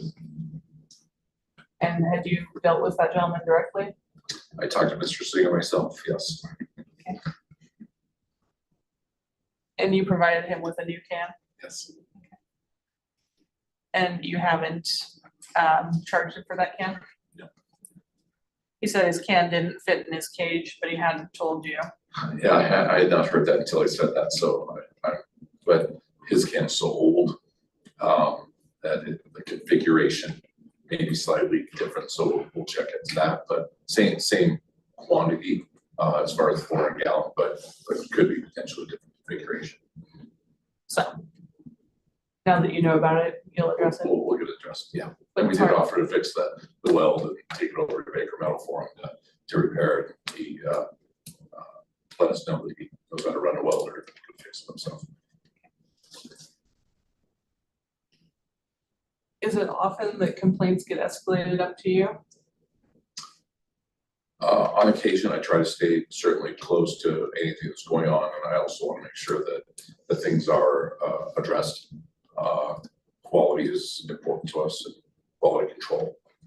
That's certainly a lot of Brad, who gave testimony up here earlier, oversees a lot of that quality control. Again, we try to make sure that we're responsive to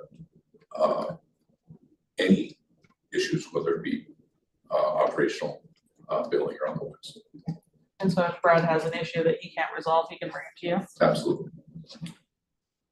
Mr. Varner testified that he spoke to the former owners of G&G. He said that was back in December, and that they called you to complain about your service, and they called you as a result. Did you receive a call from the former owners? I did. When was that? I believe it was in January, actually. Received a call from John Griffith. Okay. Mr. Varner testified that you stated you told Mr. Griffith to give you a few weeks and you'd work on it. Actually, I told him to give you 2 weeks. 2 weeks? That we already had resolution in motion, and that if you could give us a couple of weeks was what I said to him, that we would have it resolved. I said that I didn't want to say too much to too many because of the sensitivity of the marketplace. Obviously, as you can see, information, valid or not, spreads quickly. So that's, and then he shared that with Mr. Varner. Okay. And Mr. Varner said that he said the former owner offered to give him your phone number and he refused to call you. He hasn't spoken to you, has he? No. So when you got this call in January, you said that you were already working on it. Does this relate back to issues you were having with your employee Corey Efta? Yes, And Lisa Plagemeyer testified that in November or December, Mr. Efta had been given a final written reprimand, correct. and that had to do with the quality of the work he was performing. Correct. And after that reprimand, you weren't seeing improvements. No. And so, did you make the decision to hire another driver? We did. Yes. Is it easy to find a driver in the Baker market? Very difficult. Very difficult to advertise to get a driver because it's a smaller market and becomes glaring when you're a parent. If there's any sort of advertising, since there aren't a lot of folks providing the same services. Sure. And so, did you decide to hire a third party to make sure you got the best applicant pool possible? We did, and they assisted with the vetting process and et cetera. So we utilized that third party though to hire. And so had you already engaged with that third party when you talked to Mr. Griffith in January? Yes, in fact, we had already had made a decision on that individual, as well as I believe the start date for that individual was 1/15. So I would say that decision was probably made even in December. Okay. When you said, give me 2 weeks, I'm working on it, you believed you had a solution in process? Absolutely, yeah. I wouldn't have said that if we hadn't already extended and planned on this individual coming on to start training. And when you hired this new driver, did you give him a garbage truck? Tell him to follow the pins? Get on his way? No. So we first took him to our Glendale operations, and he spent about 3 weeks training there, and then we continued with additional training with the route, and we actually put an individual in the truck with him for 2 to 3 weeks. The truck, I mean by the garbage route truck on Wednesdays, for about 2 to 3 weeks to ensure that we were following the route properly and all the information was updated properly in service core as well, that he could continue to follow the routes correctly. Okay. And so how many weeks of training did he receive before He was 3 weeks in Glendive before he was brought to Baker, and then he received subsequently another specific garbage route, another 2 and possibly 3 weeks of training. So overall would have been 5 to 6 weeks. Okay. And this person continues to work for G&G today in the Baker office? Absolutely. Doing an excellent job. When did he start working in the Baker office? Do you know the date? I believe it was somewhere around the 8th of February. I believe he started the 15th, spent 3 weeks in Glendive, and I'd have to look at the calendar, but I believe that started on a Monday here, and I believe it was the 8th of February.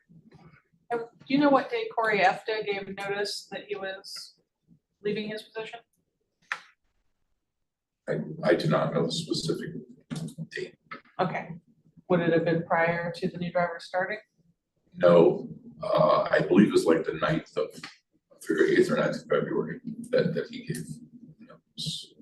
It was, we had already had it in motion with the intent to replace him due to the issues that we were having.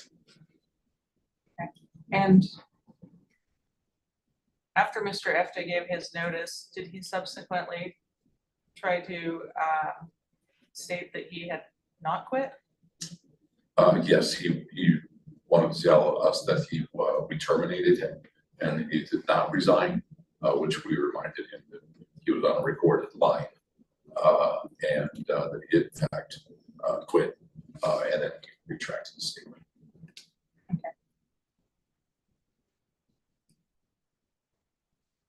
Southeast's Council has asked a lot of questions about whether service improved after people got notice of, or after you received notice of Southeast's application. Do you recall that those questions? I do.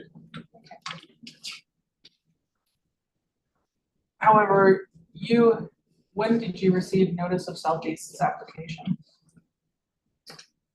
I believe it was sometime in late February, but far after all these other things that occurred already. Would it have been when the Public Service Commission noticed the application? Yes, You didn't know that Southeast was applying prior to that? I did not. I believe you notified me. So, yeah, so I believe it was late February.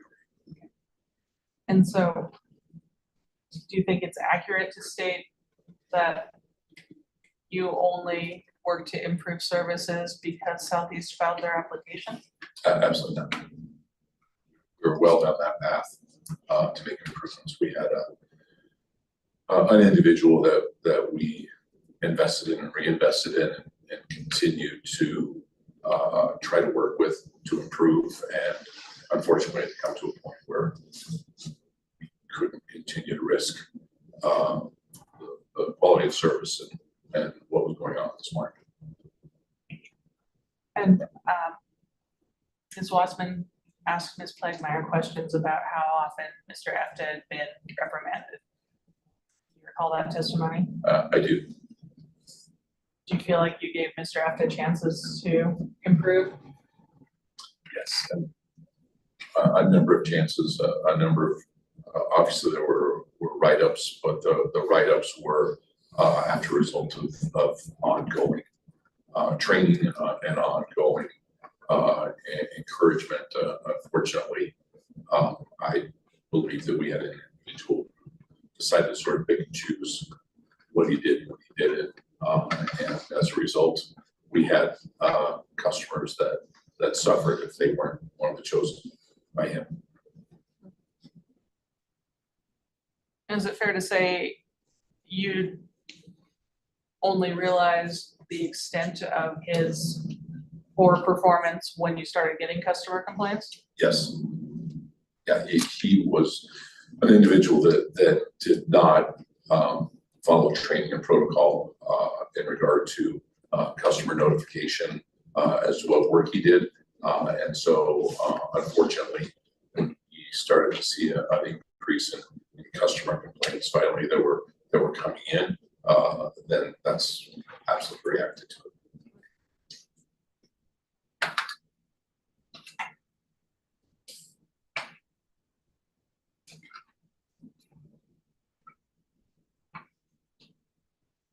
Mr. Jager testified that it was hard to get Mr. Efta to use your routing software. Is that correct? Yes, And was he given opportunities to correct? absolutely, and additional training.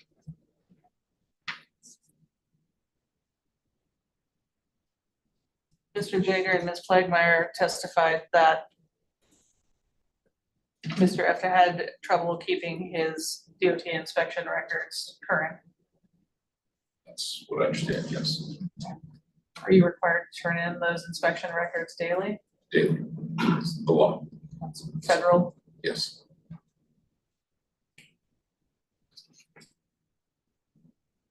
Do you have trouble getting Mr. EFTA to drive the appropriate vehicle at times? Yes.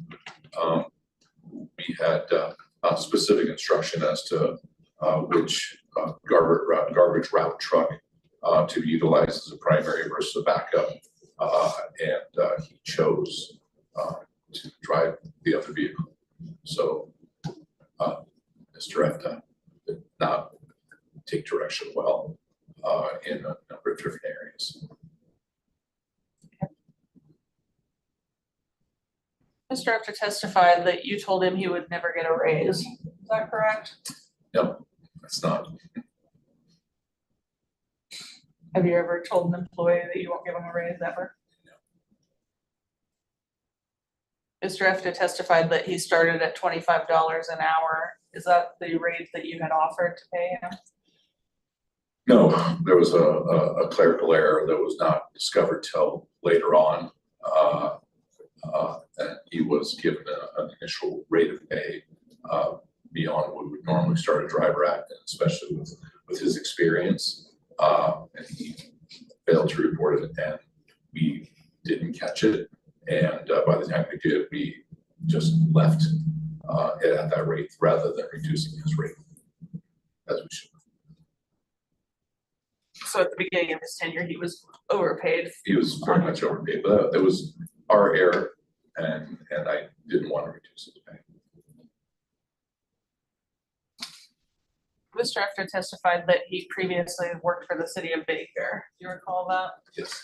And does Baker operate the same kind of side load truck as G&G? Yes. Has there been instances where the city of Baker's truck is broken down? Yes.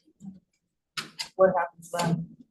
Well, at that time, and it hasn't been a recent, but where we would have the same trucks in operation, so that if they have an issue, that they could borrow our truck and vice versa, if need be, to protect operations. Okay. And do you allow them to borrow the truck? Yes, absolutely.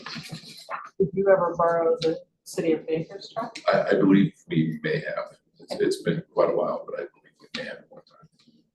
And Mr. EFTA testified about asking the city of Baker for parts. Recall that testimony? I recall the testimony, but I'm not aware. Okay. These are the same trucks though, so they might have the same parts in stock that you might need, They could, yes. at least at that time, correct? Yes.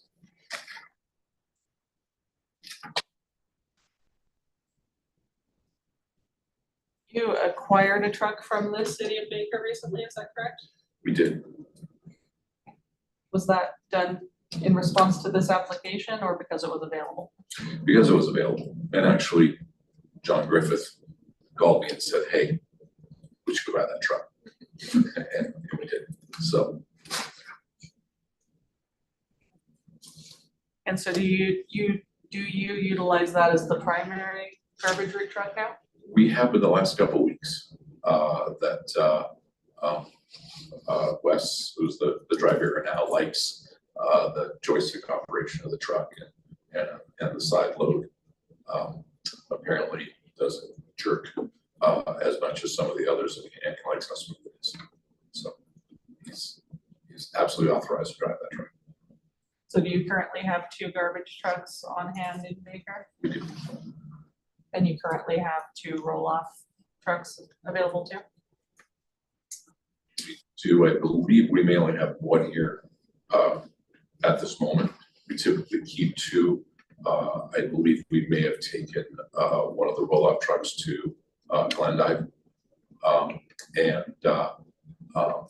was having a hydraulic pump issue that needed to be repaired, that couldn't be repaired here locally, and that they are scheduled to have done by the end of the week in Glendive. That's why you keep 2 trucks, so you can take 1 in for repairs? Yes.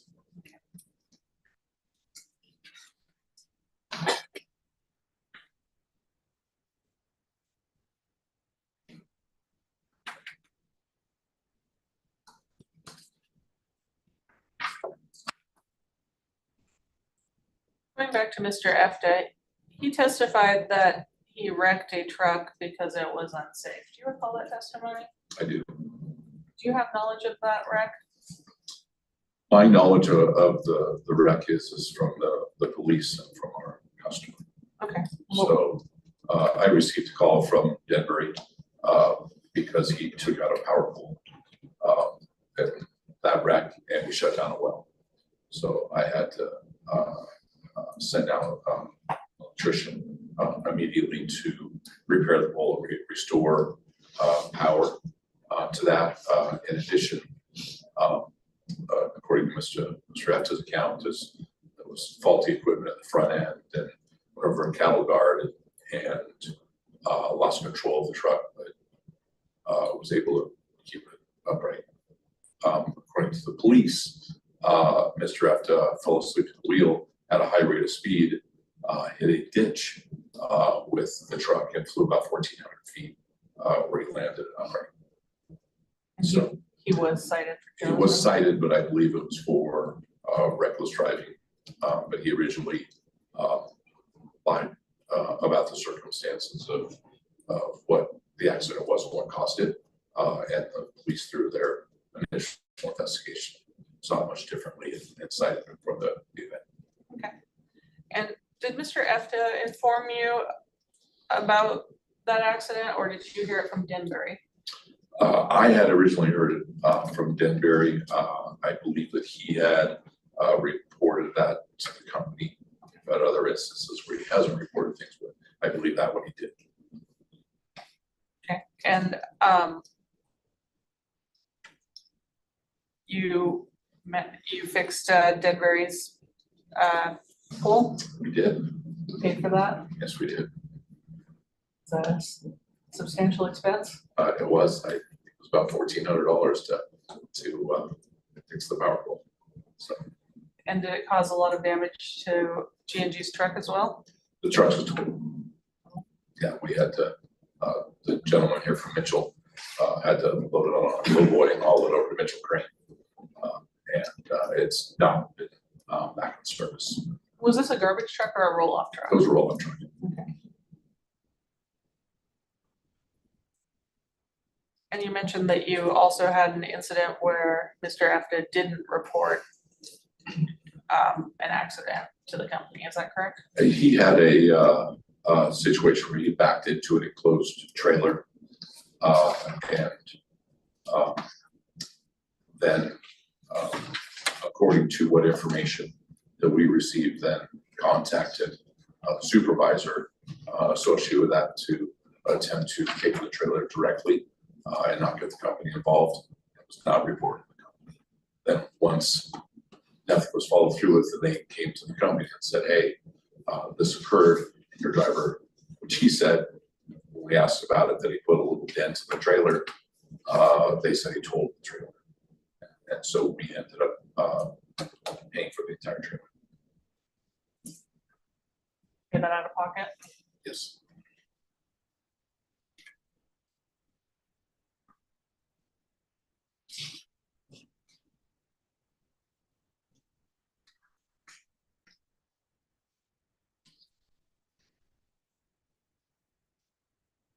Robert Wood testified yesterday. Do you recall that? I do. He stated that you would tell employees at an annual kickoff meeting annually that the Baker office would get new equipment and the Baker office did not get new equipment. Is that accurate? Not completely. So I create a budget every year for the entire company.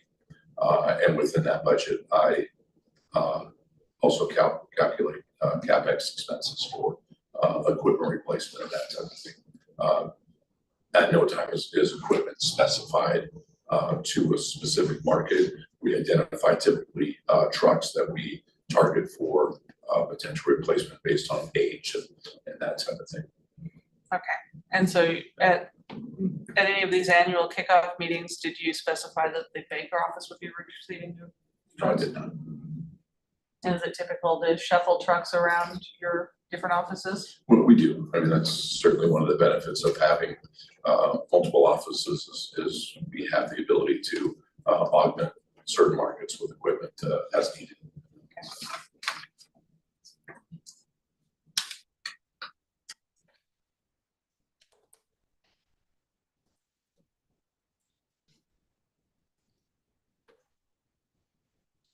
Mr. Wood also testified that he was concerned with the safety of the tires on some of G&G's trucks. I believe we testified you change out the tires regularly. Yes, at that time, there was a particular steer tire that we were utilizing that I shared some concern with, and to the point where we actually had one of their engineers fly out from Ohio to do the inspection because we had a couple of steer tires that blew, as he mentioned. Also, we run most of our trucks what they call a super single, which is a larger 385, wider footprint, and the manufacturer that we were utilizing at that time, which is a widely used manufacturer, Double Coin is the manufacturer. Double Coin is the manufacturer. We've since stopped purchasing that as a steer tire because they really couldn't give us any explanation or other than he'll give you a couple tires, which we weren't comfortable with. And so we switched manufacturers that we utilize for our steer tires since that time. But that is a fact. We did have, I believe, 2 steer tires that blew out on two separate trucks. And in response, you changed them and stopped using that company? We stopped using that tire manufacturer altogether. Mr. Wood also testified that certain repairs were requested and not approved. Are you ultimately the person approving or disapproving repairs? I'm the person ultimately for everything. So yes, I don't know what certain repairs would be. There are no repairs that we're denying that would make equipment unsafe or anything like that. So we have individuals, and at the time, Mr. Wood was here. Actually, we had one of those individuals, Mr. Wood, that testified yesterday, was here. The individual who was responsible for that corporate wide was also based out here at that time as well. And so we did not have any repairs at all that were denied that would have been related to safety or general operation.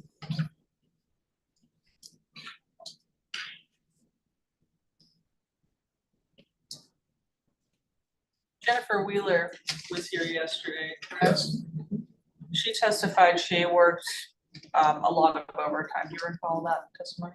I do. When she was asked, she said her overtime was not questioned. Do you recall that? Yes. Robert Wood testified, however, that overtime requests were always questioned. I recall that. Do you have a response to that testimony? I would say that we certainly try to manage overtime, and that's what Jennifer's and Bob's are 2 distinct types of overtime. I would say in the situation with our drivers and in the field, you've also had to mention billable and non-billable hours as well. What we found that we try to manage is in slower times, winter months, we would have a lot of individuals who would try to ensure that they maintain their income and would, a room, for lack of a better term, in the shop to ensure they got their hours. And so we would certainly manage overtime hours. We want to make sure we weren't paying individuals. We always paid obviously the hours and if there was overtime hours, but we would try to manage if somebody's leaning on a broom and getting overtime, as I would refer to it. In Jennifer's case, we certainly had accounting deadlines to meet, and at the time when Jennifer was with us, it was a much more labor-intensive process and not as automated as it is now, and certainly took more time. So she would potentially have overtime, and we had to have billing completed things like that, money collected that could move to overtime, but it was not certainly scrutinized at the same way that the drivers would be. Okay. And so is it fair to say driver overtime was scrutinized when it was non-billable, not picking up containers or dropping off Yes. containers? Yeah, if there's work there with most of our guys, we tell them upfront, we typically count on about 50 hours a week. So 40-hour work week and about 10 hours of overtime is normally what we consider for our operational folks.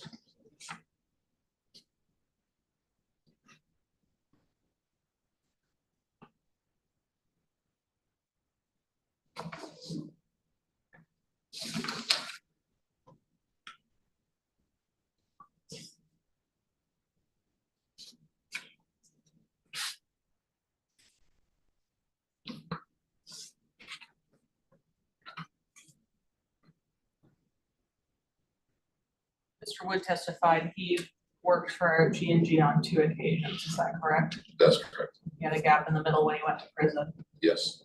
And you're willing to take him back when he got out of prison?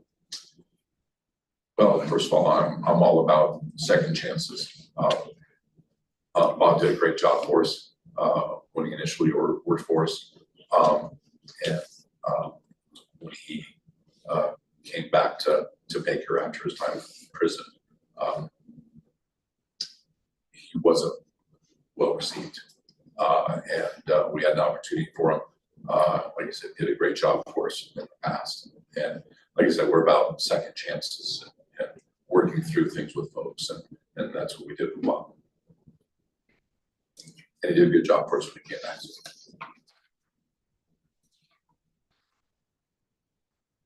We're at one. Do you have significantly further questions? A bit more, yeah, I have to cover one more area. In approximately how much time? Okay.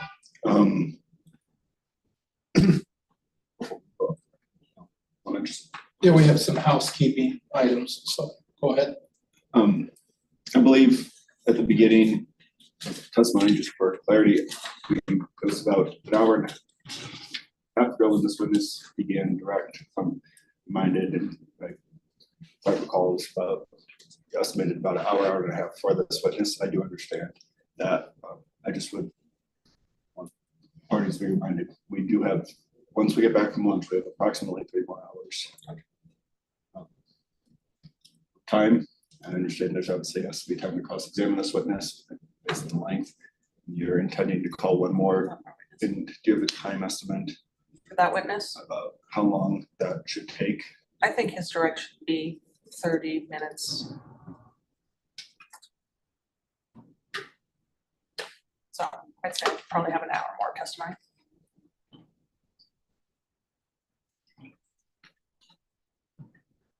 Normally, we just work past 5, but we don't have that option because they lock the building.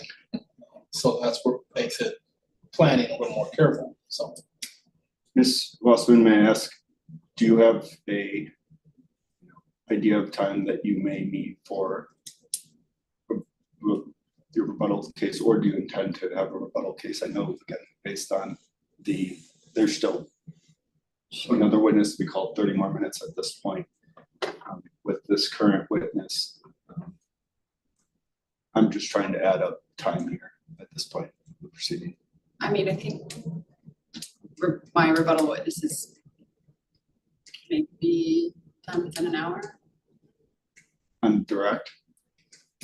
Oh, I was thinking both direct and cross. I mean, I would think that any clarifying issues would be pretty brief. Okay. Okay. We'll just have to roll with that. Please be mindful of each other's time, both direct and cross, both now on the protestant's case in chief and also on the potential rebuttal testimony. We need a brief amount of time for scheduling at the end of the hearing. And to the extent that parties would like to make a closing argument, we would need a brief amount of time, if so chosen, to present a closing argument. suppose we'll get there in that time. That's cool. Till two, come back at two. Can I ask one other procedural matter? Certainly. The applicant, the protestants are required to have a person responding to data requests available for testimony. Kelly Reed has provided testimony and I have excused him permanently. He does have work to continue on to. I don't know if Ms. Wassman had planned on calling him in her rebuttal case. Ms. Mossman? No, you can, So we can excuse these temporarily, permanently, so don't temporarily do permits. The time is now 1:05, we'll come back at 2 because I'm concerned about time, and we'll go off